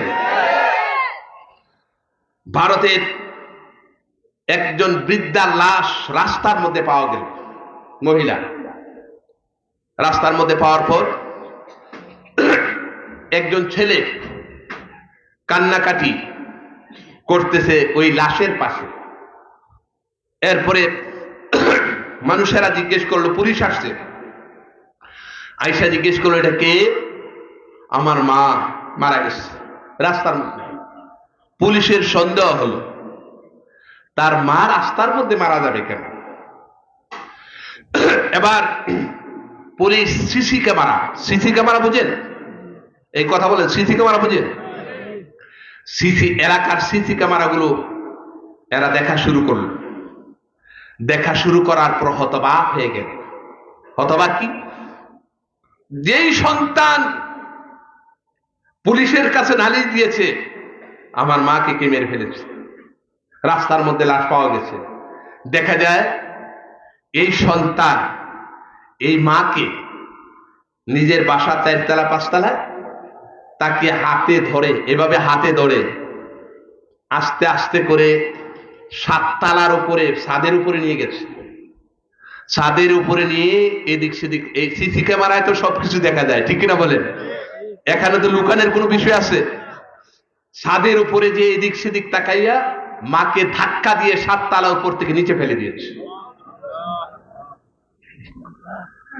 পুলিশ এটা দেখার পর হতবাক হয়ে গেল, তাকে ধরলো, অ্যারেস্ট করলো। ব্যাপার কি বলো?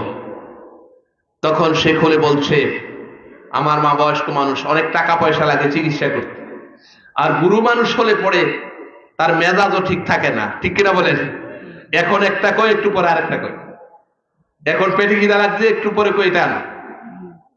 এখন খেয়েছে, একটু পরে আবার কয় খাওয়া দরকার। অনেকের উল্টাপাল্টা হয়, ঠিক কিনা? এটা হতেই পারে। তুমি যখন ছোট বয়সে ছিল, তোমাকে খাওয়ার জন্য কত কষ্ট করেছে। এখনকার বাচ্চাদেরকে খাওয়ানো যায় না, এই কথা বলেন ঠিক কিনা? বাচ্চাদেরকে খাওয়াইতে বাবা মার অনেক কষ্ট, মোবাইল দেয়, অনেক আদর করে, খায় না, এরপর জোর করে খাওয়ায়, এই সোনামণি কইয়া, এই কইয়া, মোবাইল দেখাইয়া ইত্যাদি বিভিন্ন জিনিস করে তাকে খাওয়ানোর ব্যবস্থা করে, ঠিক কিনা বলেন? তুমি যখন ছোট ছিলা, তুমি প্রস্রাব করে দিয়েছ, পায়খানা করে দিয়েছ, তুমি কত কিছু করেছ। বাবা মা কি কষ্ট নিয়েছে? তোমাকে আদর করেছে, আদর করে তোমার কিভাবে ভালো হবে সেই বিষয়টা লক্ষ্য করে তোমাকে বড় করেছে। এখন একটু বয়স হয়ে গেছে, তোমার মেজাজ খারাপ, বাবার এটা দরকার, ওটা দরকার, এই ওষুধ দরকার, তুমি সহ্য করো না। আমি বলবো, হে যুবকেরা, তোমাদের যাদের বাবা মা আছে, খবরদার বেয়াদবি করবা না। বাবা যখন যা বলে তোমার সাধ্য অনুযায়ী তাই তুমি তাকে দেওয়ার চেষ্টা করো। তুমি যদি দেওয়ার চেষ্টা করো, তোমার যদি সামর্থ্য না থাকে, যতটুকু আছে তাকে বুঝিয়ে শুনিয়ে তার সাথে সম্মানজনক আচরণ করে, ভালো ব্যবহার করে তুমি যদি তার ব্যবস্থা করো, দেখবে আল্লাহ পাক তোমার কপাল খুলে দিয়েছে। ওই যে সিসি ক্যামেরায় পুলিশ দেখার পর জিজ্ঞেস করলো কি হয়েছে, খুলে বলো। মা অসুস্থ, চিকিৎসা, টাকা পয়সা, একটু সংসারে ঝামেলা, বউ বলে আর কত চিকিৎসা করবা, মেরে ফেলো। বউয়ের কথায় আমি 7 তালার উপর নিয়ে ফেলে দিয়েছি। গোটা ভারত ব্যাপী এই তথ্য যখন ভাইরাল হলো, ভারতের শিক্ষামন্ত্রী যখন ভারতের প্রতিটা ঘরে ঘরে এই সন্তানদের দৌরাত্ম, বেয়াদবি এবং বৃদ্ধ মানুষদের এই করুণ কষ্ট দেখলেন, তখন তিনি কোরআন যখন পড়লেন, বুঝতে পারলেন কোরআনের শিক্ষা, ইসলামের শিক্ষায় একমাত্র এই বৃদ্ধ মানুষদেরকে সম্মান ফিরিয়ে দিতে পারে, ঠিক কিনা বলেন? তখন তিনি ভারতের পার্লামেন্টে বললেন, মাননীয় স্পিকার, ভারতের প্রত্যেকটি সিলেবাসের মধ্যে, প্রত্যেকটি ক্লাসের মধ্যে কোরআনে কারিমের সিলেবাসে অন্তর্ভুক্ত করা হোক, কারণ এই নৈতিক শিক্ষা ছাড়া পরবর্তী প্রজন্মকে রক্ষা করা যাবে না, বেয়াদব হয়ে যাবে, ওই বৃদ্ধ মানুষগুলো কষ্টে দুর্ভোগে মারা যাবে। অতএব কোরআনের শিক্ষা প্রত্যেকটি লোককে, প্রত্যেকটি সন্তানকে দেওয়া উচিত। আমরা প্রত্যেকটি জায়গায় বলি, আমাদের বাংলাদেশেও প্রত্যেকটি সন্তানকে কোরআনের শিক্ষা দেওয়া উচিত, ঠিক কিনা বলেন? আরো জোরে বলেন ঠিক কিনা? ইসলামী শিক্ষায় শিক্ষিত করা উচিত প্রত্যেকটি সন্তানকে। আপনি যে এঙ্গেলেই থাকুন, মাদ্রাসায় পড়ান, স্কুলে পড়ান, ইউনিভার্সিটিতে পড়ান, যে যেখানেই পড়ান, প্রত্যেকটি সন্তানকে কোরআনের শিক্ষা দেন। আমরা একমত কি একমত না? 2 হাত তুলে দেখান, নারে তাকবীর। আরো জোরে সুরে বলতে হবে, নারে তাকবীর। আল্লামা সাহেব কেবলা ফুলতুলি রহমাতুল্লাহ আলাইহি, আজকে এই সাহেব কেবলা ফুলতুলি রহমাতুল্লাহ আলাইহি সারা পৃথিবীতে এত বড় একজন বুজুর্গ হিসেবে এবং এত বড় সম্মানিত হয়েছেন, তার সন্তানরাও আজকে শুধু সিলেট নয়, গোটা পৃথিবীতে আজকে দ্বীনের খেদমত করছে। তার কারণ হয়েছে এই কোরআনের শিক্ষা, ইলমে কেরাতের শিক্ষায় তিনি গোটা পৃথিবীতে ছড়িয়ে দেওয়ার চেষ্টা করেছেন। এই কোরআনের সাথে সম্পৃক্ত হওয়ার কারণে আল্লাহ পাক তাকে সম্মান দিয়েছেন, ঠিক কিনা বলেন? সেজন্য আল্লামা ডক্টর ইকবাল রহমাতুল্লাহ আলাইহি তিনি বলেছেন, উত্তর করগার হেরাসে, উত্তর করগার হেরাসে সোয়ে কম आया और एक नुस्खाए क़िमियासत लाया और एक नुस्खाए क़िमियासत लाया। अल्लाह नबी मोहम्मद रसूलुल्लाह सल्लल्लाहु अलैहि वसल्लम তিনি আল্লাহ পাকের পক্ষ থেকে গার হেরা থেকে, জাবালে নূর থেকে কোরআন কারীম নামক একটি পরশ পাথর নিয়ে এসেছেন। কোরআন কারীমের পরশ পাথর নামক এই কোরআনে কারীমের সংস্পর্শে যখন বর্বর আরব জাতি যখন চলে আসলো, যারা দিন বুঝতো না, ইসলাম বুঝতো না, মানুষের অধিকার বুঝতো না, নারীদের সম্মান বুঝতো না, গোটা বিশ্ব জগতের মধ্যে যখন অরাজকতা ছিল, যখন ব্যভিচার ছিল, যখন নীতি নৈতিকতার ভালাই ছিল না, আল্লাহর নবী যখন গারে হেরা থেকে জাবালে নূর থেকে যখন কোরআনের নামক এই পরশ পাথর নিয়ে আসলেন, এই পরশ পাথরের সংস্পর্শে এসে গোটা এই আরব জাতি বিশ্বের মধ্যে সর্বশ্রেষ্ঠ জাতিতে রূপান্তরিত হয়ে যায়। গোটা পৃথিবীতে এই দিন শিক্ষা, এই কোরআনের শিক্ষা ছড়িয়ে দিয়েছেন। সেই যে বলছিলাম জাবাল, একটি পাথরের পাহাড়, কোরআনের সংস্পর্শে যখন আসলো, কোরআন যখন এর উপর নাজিল হলো, আমি বহুবার গিয়েছি সেখানে, আলহামদুলিল্লাহ বহুবার গিয়েছি। এবছরও আমি উঠার চেষ্টা করেছি, একটু অসুস্থ ছিলাম, পাগুলো ব্যথা ছিল, আর উঠতে পারতেছিলাম না, বহুবার গিয়েছি। সেই জাবালে, এই গারে হেরা জাবালে নূর, এটা অনেক, প্রায় 40-45 মিনিট লাগে উপরে উঠতে। সেখানে উঠতে উঠতে উঠতে উঠতে একবার চূড়ার মধ্যে উঠে এরপরে আবার নিচে একটু নামতে হয়। নামার পরে এইভাবে একটা সুড়ঙ্গ রাস্তা আছে, একজন মাত্র লোক ঢুকতে পারে। কয়জন? মাত্র একজন মাত্র লোক যেতে পারে। একজন মাত্র লোক এভাবে যাওয়ার পরে এরপরে এই জায়গাটার মধ্যে একটু জায়গা আছে নামাজ পড়ার, বসে থাকার। নবীজি সাল্লাল্লাহু আলাইহি সাল্লাম ওই জায়গার মধ্যে বসে ধ্যান করতেন, মেডিটেশন করতেন, তিনি আল্লাহকে পাওয়ার জন্য মোরাকাবা করতেন। এটা বুখারী শরীফের হাদিস, কত আলোচনা করব, বুখারী শরীফের হাদিস। নবী ফাকানা ইয়াতাহান্নাসু ফি গারি হিরা, ইমাম বুখারী রাহমাতুল্লাহ আলাইহির 7 নম্বর হাদিস, ওয়া হুয়া আত-তাআব্বুদুল লায়ালি দাওয়াতিল আদাদ। তিনি সেখানে যে ধ্যান করতেন, মেডিটেশন করতেন, এরপরে সেখান থেকে কাবা শরীফ দেখা যায়, কয়েকদিন পর্যন্ত একাধারে সেখানে তিনি বসে বসে আল্লাহকে পাওয়ার জন্যে এবং এই বিশ্ব জগতের মানুষের শান্তির জন্য, তাদেরকে শিরক, কুফর, বিদআত, নেফাক, সমস্ত প্রকার অনৈতিকতা থেকে রক্ষা করার জন্য, জাহান্নাম থেকে মুক্তির জন্য আল্লাহ পাকের কাছে সেজদায় পড়ে থাকে।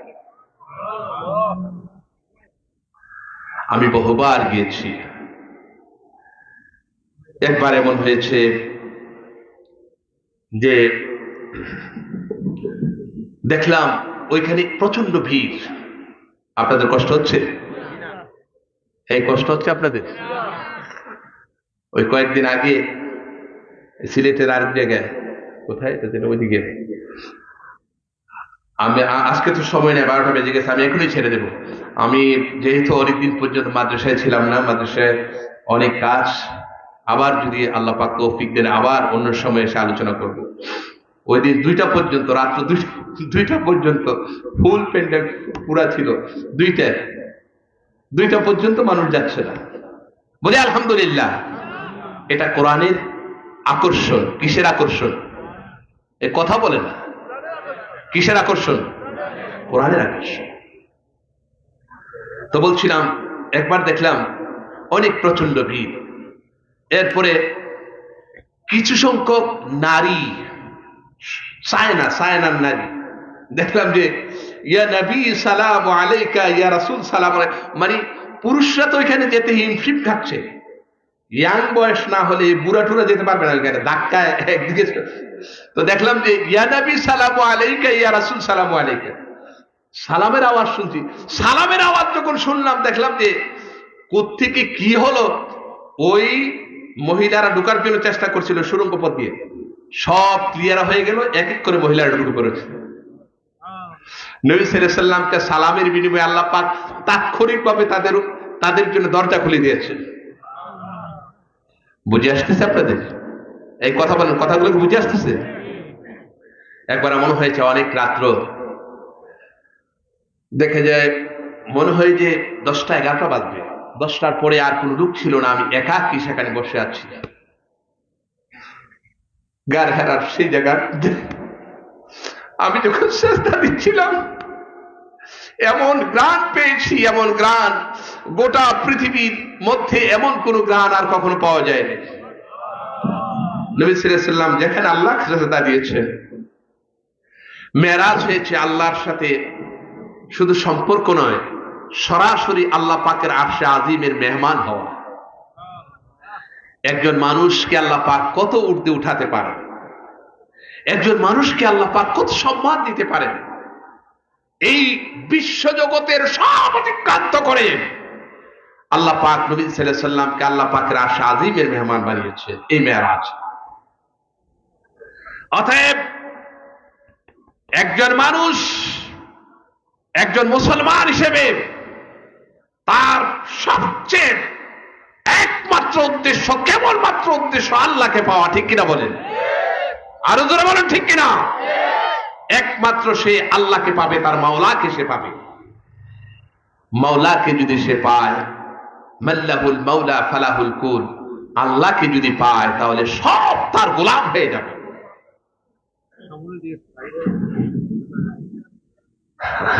জায়গা হচ্ছে না, আমার সময় হয়ে গেছে যাওয়ার। আমার মনে হয় আজকে আর আলোচনা করবো না, আমি দোয়া করে দেব অন্য একদিন। আপনারা একটু, আমরা দোয়া করে দেব, আমার আলোচনা শেষ, একটু মুনাজাত করবো। আসেন, এই একটু আপনারা আগে আগে বসেন, যারা দাঁড়ায় আছে এরা বলবে, একটু আগে বসেন, একটু জিকির করেন লা ইলাহা, এই আপনার বসে যান, লা ইলাহা লা ইলাহা ইল্লাল্লাহ, লা ইলাহা। আরো আরো ভাই বাবার একটু আগে আগে আগে বসেন, ওদেরকে একটু জায়গা দেন না, ওরা আসছে, দেরিতে হলো তো আসছে, দেরিতে হলো তো আসছে। আমরা তাদেরকে ধন্যবাদ জানাই, আমরা স্বাগত জানাই যে কোরআনের এই কথাগুলো আমরা তো গল্প করি না, আপনাদেরকে কি বলছি, গল্প করছি, কিছু মিশ্রিত কথাগুলো বলেছি কোরআন হাদিস থেকে। এই ফাঁকা জায়গা আছে দেখা যায়, বসেন বসেন, এই সবাই বসে যান। লা ইলাহা ইল্লাল্লাহ, লা ইলাহা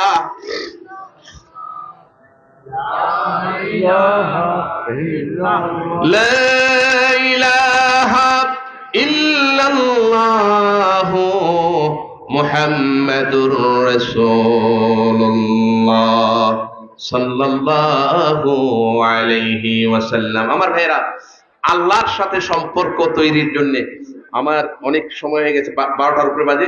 আল্লাহর সাথে সম্পর্ক তৈরির জন্য সরাসরি আল্লাহকে পাওয়ার ব্যবস্থা আল্লাহ রাখেন নাই।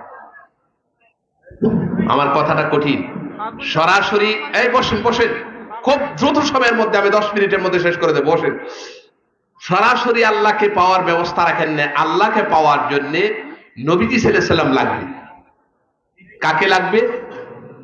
এই কথা বলে না, কাকে লাগবে? নবীজিকে। কাকে লাগবে? রাসূল করিম সাল্লাল্লাহু আলাইহি ওয়াসাল্লামকে লাগবে। কারণ নবী সাল্লাল্লাহু আলাইহি ওয়াসাল্লাম হয়েছে আল্লাহ পাকের হাবিব। আল্লাহর প্রতি ঈমান শুধু আল্লাহর ইবাদত, নবীজিকে বাদ দিয়ে যদি কেউ করে তাহলে তার এই ঈমান গ্রহণযোগ্য হবে? আরো জোরে বলুন, হবে? তাহলে নবীজির প্রতি ঈমান আনতে হবে, এবং নবীজি যেভাবে সাল্লাল্লাহু আলাইহি ওয়াসাল্লাম মানুষকে পথ দেখিয়েছেন, যেভাবে তিনি চলার জন্য বলেছেন, ওই পথে যদি কোনো ব্যক্তি চলে তাহলে সে আল্লাহকে পাবে। ঠিক কিনা? আরো জোরে বলুন ঠিক কিনা? এখন রাসূল করিম সাল্লাল্লাহু আলাইহি ওয়াসাল্লামকে লাগবে। সেই জন্য আমরা নবী সাল্লাল্লাহু আলাইহি ওয়াসাল্লামের কথা বলি যে নবীজিকে মহব্বত করো, নবীজিকে ভালোবাসো, সুন্নতগুলো আঁকড়িয়ে ধরো। তারপরে রাসূল আকরাম সাল্লাল্লাহু আলাইহি ওয়াসাল্লামের যাবতীয় সুন্নতগুলোকে সমাজের মধ্যে, নিজের মধ্যে বাস্তবায়ন করার চেষ্টা করো। এই যে আলিম মাদ্রাসা, এখানে কোরআন ও হাদিস শিক্ষা দেওয়া হয়। হাদিস মানে নবীজির কথা, হাদিস মানে কার কথা? নবী সাল্লাল্লাহু আলাইহি ওয়াসাল্লামের কথাগুলো শিক্ষা দেওয়া হয়, কোরআনের কথাগুলো শিক্ষা দেওয়া হয়। অতএব আপনারা আজকে যারা এই আলোচনায় শরীক হয়েছেন, অংশগ্রহণ করেছেন, আপনাদেরকে এত রাত্রে অনেক ধন্যবাদ জানাচ্ছি। আমি সংক্ষেপে অনেক কথাগুলো বলেছি। আপনারা এখন থেকে আজকের এই আলোচনার মূল বিষয় হচ্ছে মেরাজের আলোচনা। এই মেরাজের রাত্রটাও গুরুত্বপূর্ণ। মেরাজের রাত্রে ইবাদত করা, এই মাসে নফল রোজা রাখা, বিশেষ করে 27 তারিখ। ইমাম বাইহাক্কি রাহমাতুল্লাহ আলাইহি তিনি কয়েকটি হাদিস নিয়ে এসেছেন এই মেরাজের রাত্রির ফজিলত প্রসঙ্গে। কোন ব্যক্তি যখন এই মেরাজের রাত্রিতে ইবাদত করে, আল্লাহ সুবহানাহু ওয়া তাআলা তার আমলনামার মধ্যে 100 বছরের নেক দান করে। নবী সাল্লাল্লাহু আলাইহি ওয়াসাল্লাম মেরাজের রাতে নামাজ পড়েছেন। কি পড়েছেন? এই কথা বলে কি পড়েছেন? সহিহ হাদিস দ্বারা সাব্যস্ত। তাহলে নামাজ পড়া যায়। তাহলে কি পড়া যায়? নামাজ পড়া যায়। অনেকে অনেক ফতোয়া দিবে, ফতোয়া দেখে আমরা ফতোয়ার দিকে তাকাবো না, আমরা নবীজির আমলের দিকে তাকাবো। কথাটা বুঝে আসছে? নবী সাল্লাল্লাহু আলাইহি ওয়াসাল্লাম আমল করেছে, আমলের দিকে তাকাবো। আজকে আমরা এখান থেকে শপথ গ্রহণ করব যে আমরা এখন থেকে আর এক ওয়াক্ত নামাজ কামাই করব না, এক ওয়াক্ত নামাজ ছাড়বো না, এখন থেকে 5 ওয়াক্ত নামাজ পড়বো। এই ওয়াদা কি করতে পারি? এই পিছনে যারা আসো, তোমরা যারা এইমাত্র আসলা, সবাইকে আমি বলবো, আমরা যখন জুমাতে আলোচনা করি হাজার হাজার, এখানে কয় হাজার? 1000 লোক হবে। আমার মসজিদে আলহামদুলিল্লাহ 5000 লোক হয়, 4-5 হাজার। তো বললাম যে সবাই এখন থেকে 5 ওয়াক্ত নামাজ পড়বো। এই ওয়াদা কি করতে পারি? একটু হাত তোলে বাবা, একটু হাত তোলেন, হাত তোলেন। সবাই ওয়াদা করেন, আমি ওয়াদা করছি। সবাই বলেন, আমি ওয়াদা করছি। এখন থেকে আওয়াজ দি নাই, কি ব্যাপার? আওয়াজ তো, ওয়াজ শুনলে তো হবে না, ওয়াজ শুনলে তো হবে না, ওয়াদা করতে হবে। আমি ওয়াদা করছি। সবাই, আমি শপথ করছি, এখন থেকে 5 ওয়াক্ত নামাজ বা জামাত আদায় করব ইনশাআল্লাহ। হে আল্লাহ, তুমি তৌফিক দান করুন। হে আল্লাহ, আপনি তৌফিক দান করুন। আমিন। ওয়াদা করেছেন, শুনেন, অন্তর থেকে ওয়াদা করেন। পুরা কোরআনের মালিককে, তৌফিক দেওয়ার মালিককে। আপনি যদি দৃঢ়ভাবে নিয়ত করেন তাহলে অবশ্যই সফল হবেন। 2, আমরা বাবা মার খেদমত করব। কার খেদমত?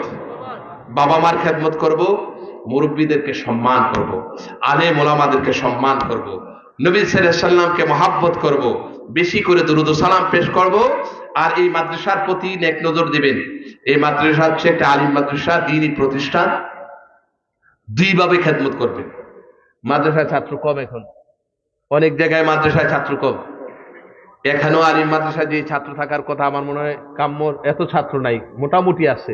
তা আমি মনে করি আপনাদের সন্তানদেরকে মাদ্রাসায় পড়াবেন। এখানে বাংলা, অঙ্ক, ইংরেজি সব আছে। স্কুল কলেজে যা আছে এখানে সব আছে। অতিরিক্ত আছে আরবি। আমি একটা কামিল মাদ্রাসার প্রিন্সিপাল। অতিরিক্ত আছে এখানে কি? আরবি, কোরআন, হাদিস, ফিকহ। আর সব স্কুলের আছে। আপনারা এখানে আপনাদের সন্তানদেরকে এখানে পড়াবেন। তো আমার মনে হয় যে আজকে অসমাপ্ত কথাগুলো আজকে আমি এখানেই শেষ করতে হচ্ছে, অনেক রাত্র হয়ে গেছে। আপনারা সবাই ভালো থাকবেন। আমরা একটু নবী সাল্লাল্লাহু আলাইহি সাল্লামকে সালাম দেব, এরপর দোয়া করব ইনশাআল্লাহ। আজকে ওয়াদা করলাম, আল্লাহ পাক যেন কবুল করার তৌফিক দান করেন। কি কিছু ঘোষণা আছে নাকি? আমরা এখনই শেষ করে দেব। একটু ঘোষণা থাকলে ঘোষণা দিয়ে দেন। মিলাদ শরীফ পড়ে। হ্যাঁ, মিলাদ, হ্যাঁ, মিলাদ পড়ুন। بسم الله الرحمن الرحيم. ولما تم من حمله صلى الله عليه وسلم شهران على قال مروية توفي بالمدينة الشريفة المنورة عبد الله، وكان قد استعذى بأقواله بني عدي من الطائفة النجارية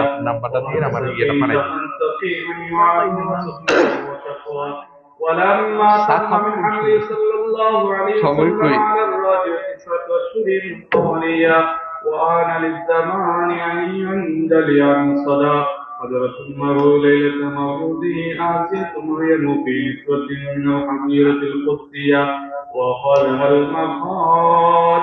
قالت النبي صلى الله عليه وسلم كالبدر المنير نورا يتلالى سنا. صلى الله على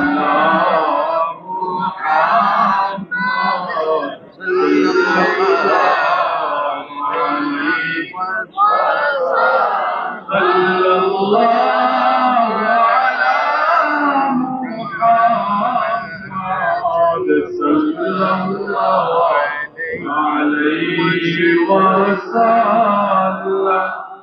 या नबी सलाम अलैका या रसूल सलाम अलैका या हबीब सलाम अलैका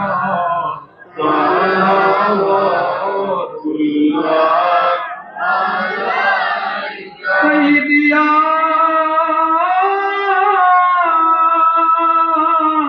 रसूल अल्लाह सैयदी या हबीब अल्लाह दीदारे रौदा की तमन्ना दिल में है वही तराना वो कहता बेकुल है दिले दीवाना या नबी या रसूल सलाम अलैका या हबीब सलाम अलैका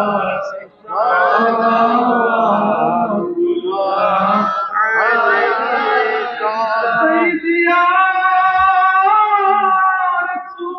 रसूल अल्लाह वया हबीब अल्लाह अर्श का काबा मदीना फर्श का काबा मदीना काबा का काबा मदीना जन्नतुल मअवा मदीना या नबी सलाम अलैका या रसूल सलाम अलैका या हबीब सलाम अलैका सलावतुल्लाह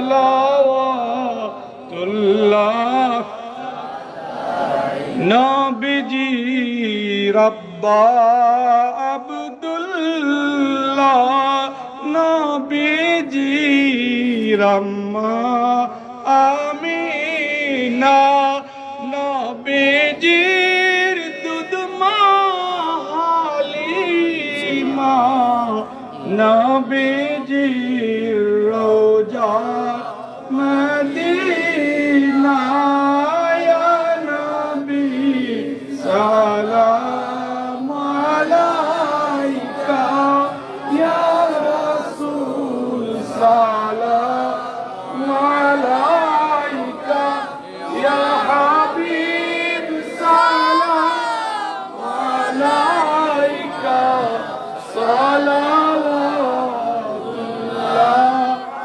अलैका या रब्बी सल्ली वसल्लिम दाइमन अबदा अला हबीबिका खैरिल खल्क़ि कुल्लिहिम बेजाय दुरूद और सलाम बुलंद नबी पाक ने हजारों दुरूद और हजारों सलाम रूह नबी ता बुलंद सल्लिमु या कौम बल सल्लु अला सय्यिदिल अमीन मुस्तफा मा जाइल्ला रहमतल लिल आलमीन बलगल उला बिकमालिही कशफद दुजा बिजमालिही हसनत जमीउ खिसालिही सल्लु अलैहि व आलिहि अस्तगफिरुल्लाह इन्नल्लाह गफूरुर रहीम।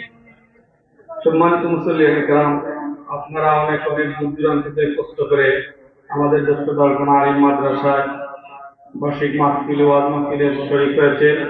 আপনাদের প্রত্যেককে অন্তর থেকে আন্তরিক মোবারকবাদ জানাচ্ছি এবং আমাদের মাদ্রাসার জন্য, আমাদের ছাত্রছাত্রীর জন্য, শিক্ষকদের জন্য, কমিটির জন্য, সবার জন্য দোয়া করতে পাস করে। বিশেষ করে আমাদের একটা ছোট্ট ছাত্রী রাজনা বেগম 7ম শ্রেণীর, গত কয়েকদিন আগে সে ইন্তেকাল করেছে।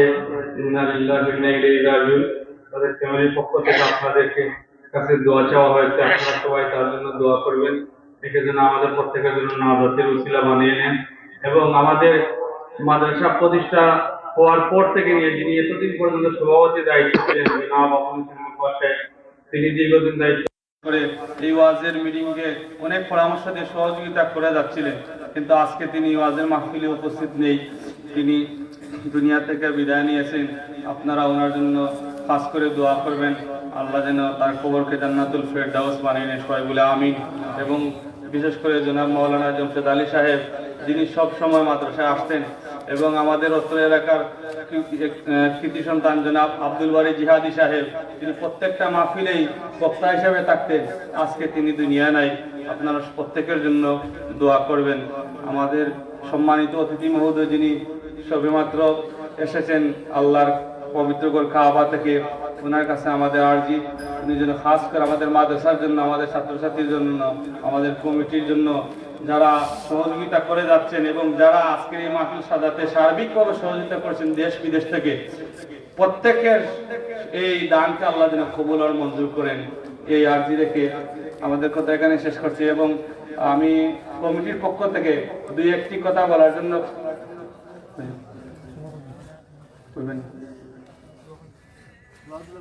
তাহলে এখনই আমাদের প্রধান বক্তা আমাদের সমাপনী মোনাজাত পেশ করবে।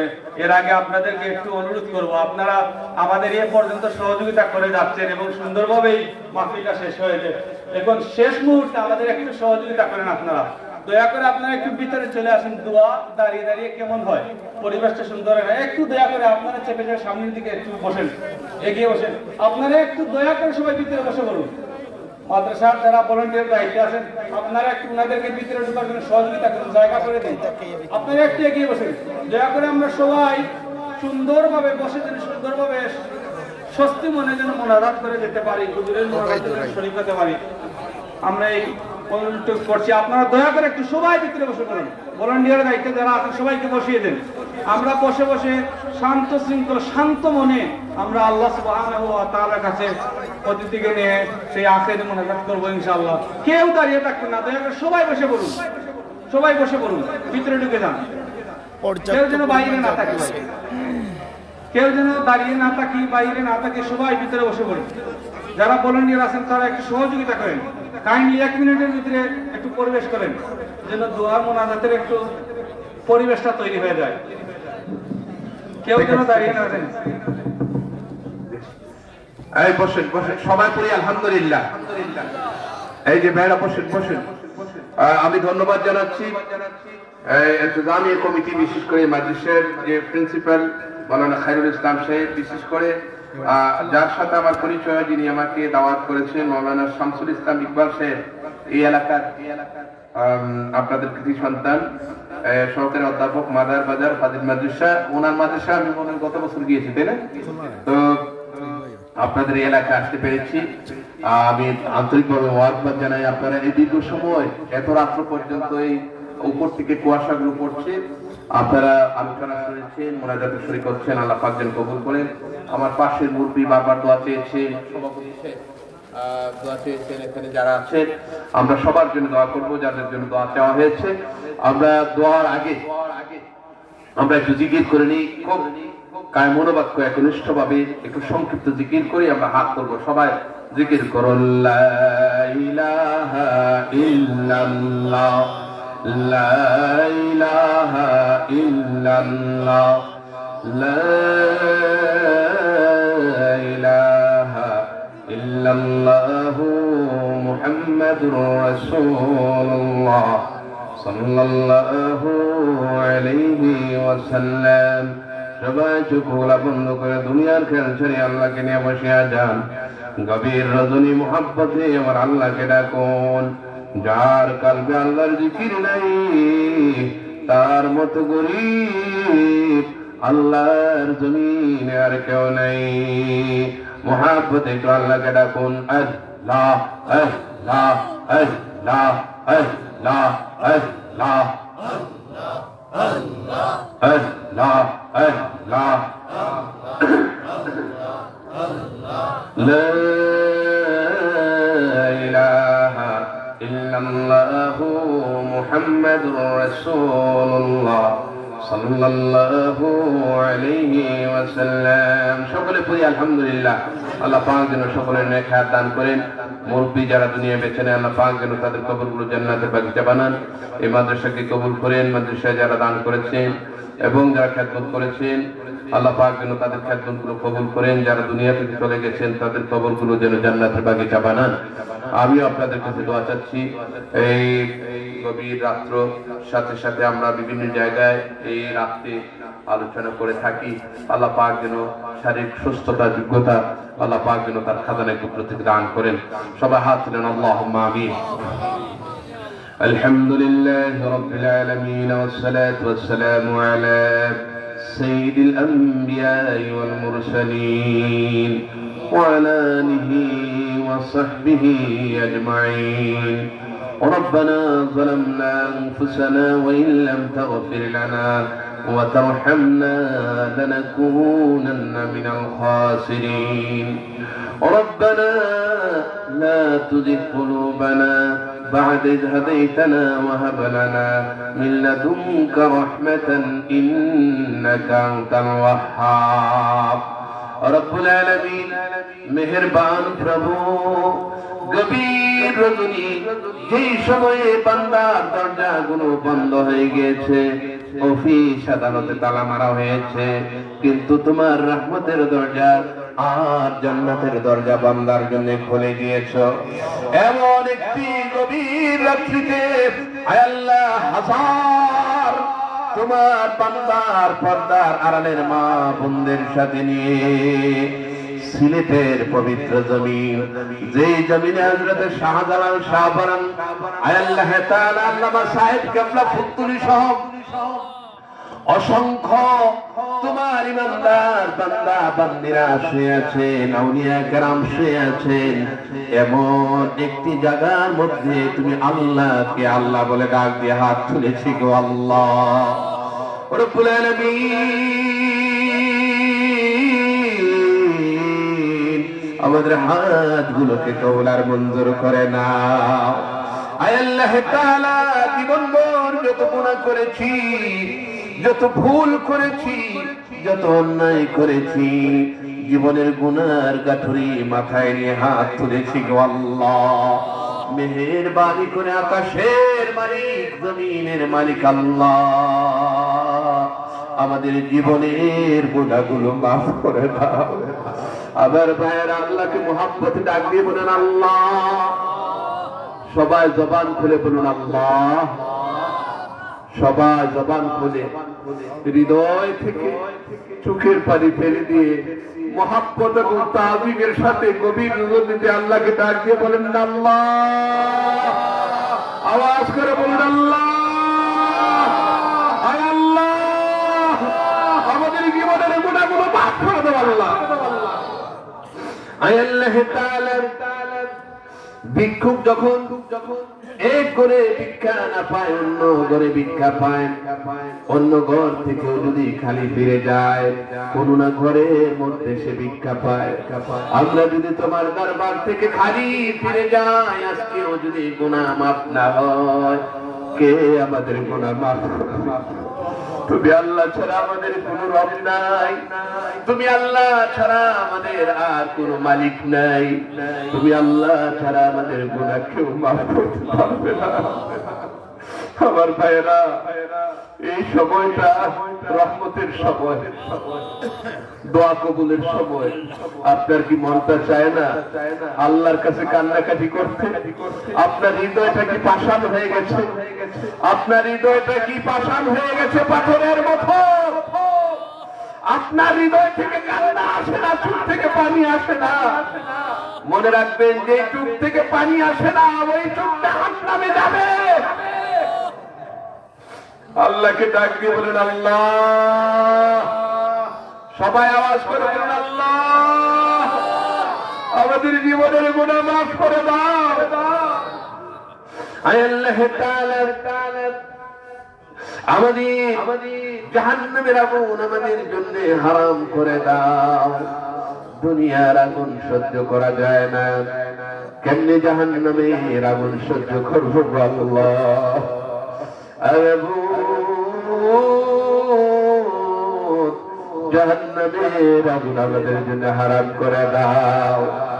রব্বুল আলামিন আউয়াল থেকে আখির পর্যন্ত যা কিছু আমরা পড়েছি, আয় আল্লাহ, সমস্ত সহিহ কথাগুলো কবুল আর মঞ্জুর করে এর সওয়াব কোটি কোটি গুণে বাড়ায়া রহমাতুল লিল আলামিন, শফিউল মুযনিবিন, উম্মতের কান্ডারি নবীজি সাল্লাল্লাহু আলাইহি ওয়াসাল্লামের রওজা পাকে মদিনা মুনাওয়ারায় পৌঁছা দাও। রব্বুল আলামিন যে নবীজি সাল্লাল্লাহু আলাইহি ওয়াসাল্লাম तमाम জীবন ভর উম্মতি উম্মতি বলে কেঁদেছেন, এখনো সোনার মদিনায় সে উম্মতি উম্মতি বলে কাঁদে। কিয়ামতের দিন মুসিবতের সময়ে तमाम পয়গম্বরগণ যখন নফসি নফসি বলে হয়রান পেরেশান হয়ে পড়বে, একমাত্র রাহমাতুল লিল আলামিন হাবলি উম্মতি উম্মতি বলে উম্মতের জন্য পাগল পারা হয়ে যাবে। সেই কঠিন মুসিবতের দিন, বিপদের সময়ে তোমার হাবিবের শাফায়াত আমাদের জন্য মঞ্জুর করে রাখো আল্লাহ। আমার ভাইয়েরা আল্লাহকে ডাকতে বলেন না, আল্লাহ, আয় আল্লাহ, আয় আল্লাহ তাআলা, মশরিক থেকে মাগরিব পর্যন্ত, সীমান হতে জুনুব পর্যন্ত যত মুসলমান নরনারী যারা পরিমাণ ঈমান নিয়ে কবরে শুয়ে আছেন, প্রত্যেকের আরওয়াহের হাদিয়া পৌঁছা দাও। সিলেটের জমিনে তোমার অসংখ্য আউলিয়া কেরাম শুয়ে আছেন, হযরত শাহজালাল, শাহপরান, 360 আউলিয়া সহ, আয় আল্লাহ, সাহেব কেবলা ফুলতলি সহ অসংখ্য মুমিন বান্দা যারা ঈমান নিয়ে আল্লাহ সিলেটের জমিনে শুয়ে আছেন, প্রত্যেকের আরওয়াহের হাদিয়া পৌঁছা দাও। রব্বুল আলামিন, বড় মনে পড়ে গেল বাবার কথা, যে বাবার কথা বলা যায় না। সারাদিন রাত কষ্ট করে আমাদের জন্য খাওয়ার ব্যবস্থা করেছেন, পড়ার ব্যবস্থা করেছেন। মা মা মা মায়ের কথা বলেছেন। রব্বুল আলামিন 10 মাস দিন পেটে ধারণ করল মা। এই সন্তানকে পেটে নিয়ে কত কষ্ট করেছে। ঘুমাইতে যখন গেলেন, স্বামী ঘুমিয়ে আছে, আপনজন ঘুমিয়ে আছে, হঠাৎ করে মা দুঃখিনীর ঘুম ভেঙে যায়। সন্তান পেটের ভিতরে আঘাত করে মার ঘুম ভেঙে যায়, বিছানা থেকে দাঁড়িয়ে যায়, ব্যথায় ছটফট করে, চোখ থেকে গড় গড় করে পানিগুলো পড়ে, কাউকে বলতে পারে না, সবাই ঘুমিয়ে আছে। মা দুঃখিনী ঘরের মধ্যে পায়চারি করে। রব্বুল আলামিন এমনি ভাবে কত রাত্র যেন আমাদের জন্য কাটিয়ে দিয়েছেন। যুদ্ধের ময়দানে সৈনিক যেমন রক্তাক্ত হয়ে যায়, মা মা যখন আমাদের প্রসব করেন তেমনি ভাবে রক্তাক্ত হয়ে যায়। এমন মা যার বেঁচে নাই গো আল্লাহ, বাপজান যার বেঁচে নাই, যার বাবাও নাই মাও নাই।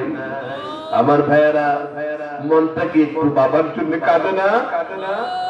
মায়ের জন্য কি তোমার চোখ থেকে পানি আসে না? তুমি যখন ছোট্ট কালে অসুস্থ হয়ে পড়েছ, সারা রাত্র মা জেগে জেগে তোমার সেবা করেছেন। গভীর রাত্রিতে সেজদায় পড়ে আল্লাহর কাছে বলেছিল, আল্লাহ আবার এই সন্তানকে সুস্থ করে দাও, আবার এই সন্তানের নেক হায়াত দান করে দাও। আল্লাহ, এমন বাবা আর মা যার দুনিয়ায় বেঁচে নাই, আমার মতো যারা চিরদিনের জন্য এতিম হয়ে গেছে, আল্লাহ তোমার দরবারে ফরিয়াদ জানাই, আব্বা আম্মার কবরে আযাব দিও না। আমার ভাইয়েরা একটু ডাক দিয়ে বলেন, আল্লাহ, এই সবাই ডাক দিয়ে বলেন, আল্লাহ, আব্বা এই এলাকাবাসী সমস্ত মুর্দিগানের কবর আযাব মাফ করে দাও। আয় আল্লাহ, অনেক বৃদ্ধ বাবাজি আমার সাথে হাত তুলেছেন, আমার ডানে বামে অনেকেই দোয়া চেয়েছেন। আয় আল্লাহ, মেহেরবানি করে বৃদ্ধ বাবাজিদের নেক দান করো। যুবক ভাইয়েরা, কিশোরেরা, আল্লাহ কিশোররা এবং পর্দার আড়ালের মা বোনেরা এই গভীর রজনীতে যারা তোমাকে আল্লাহ বলে ডাক দিল, আয় আল্লাহ সকলকে তুমি কবুল করে নাও। আল্লাহ এই মাদ্রাসাকে কবুল করো। আয় আল্লাহ মাদ্রাসা আসতে কবুল করো। যারা দান সৎকার করেছে কবুল করো। এই মাদ্রাসার সমস্ত অভাবগুলো প্রয়োজনগুলো মিটিয়ে দাও আল্লাহ। আয় আল্লাহ তাআলা মেহেরবানি করে কিয়ামতের দিন মুসিবতের সময়ে আয় আল্লাহ এই মাহফিল খানা আমাদের সকলের জন্য নাজাতের ওসিলা বানায় দিও রব্বুল আলামিন। আমি তোমার একজন নগণ্য গোলাম, গভীর রাত্রিতে আমার ভাইদেরকে সাথে নিয়ে হাত তুলেছি। আয় আল্লাহ, তোমার দ্বীনের খেদমত করার জন্য যে যোগ্যতার দরকার, কণ্ঠস্বরের দরকার, শারীরিক মানসিক সুস্থতার দরকার, রব্বুল আলামিন তোমার এই গোলামকে তোমার খাজানায়ে কুদরত থেকে দান করে দাও। আল্লাহ বেশি বেশি করে দ্বীনের খেদমত করতে পারি। এই আলেম ওলামারা যেন সঠিক কথাগুলো মানুষের কাছে পৌঁছে দিতে পারে, সেই তৌফিক নসিব করে দাও। রব্বানা ফাগফির লানা যুনুবানা ওয়া কাফির আন্না সাইয়্যাতিনা ওয়া তাওফানা মা'আল আবরার। আয় আল্লাহ, আরেকটি দরখাস্ত করি, তোমার নবীজি সাল্লাল্লাহু আলাইহি ওয়াসাল্লামের সাথে আমাদের সম্পর্ক তৈরি করে দাও। স্বপ্ন যুগে কত দৃশ্য চোখের সামনে ভেসে ওঠে। আয় আল্লাহ, একদিন না একদিন তোমার হাবিবের সাথে আমাদের দিদার নসিব করে দাও। ربنا لا تزغ قلوبنا بعد إذ هديتنا وهب لنا من لدنك رحمة إنك أنت الوهاب।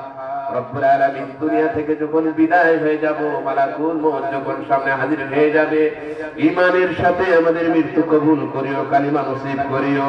মৃত্যুর সময় আমাদের জবানে জারি করে দিও লা ইলাহা ইল্লাল্লাহ মুহাম্মাদুর রাসূলুল্লাহ। আসসালামু আলাইকুম ওয়া রাহমাতুল্লাহি ওয়া বারাকাতুহু।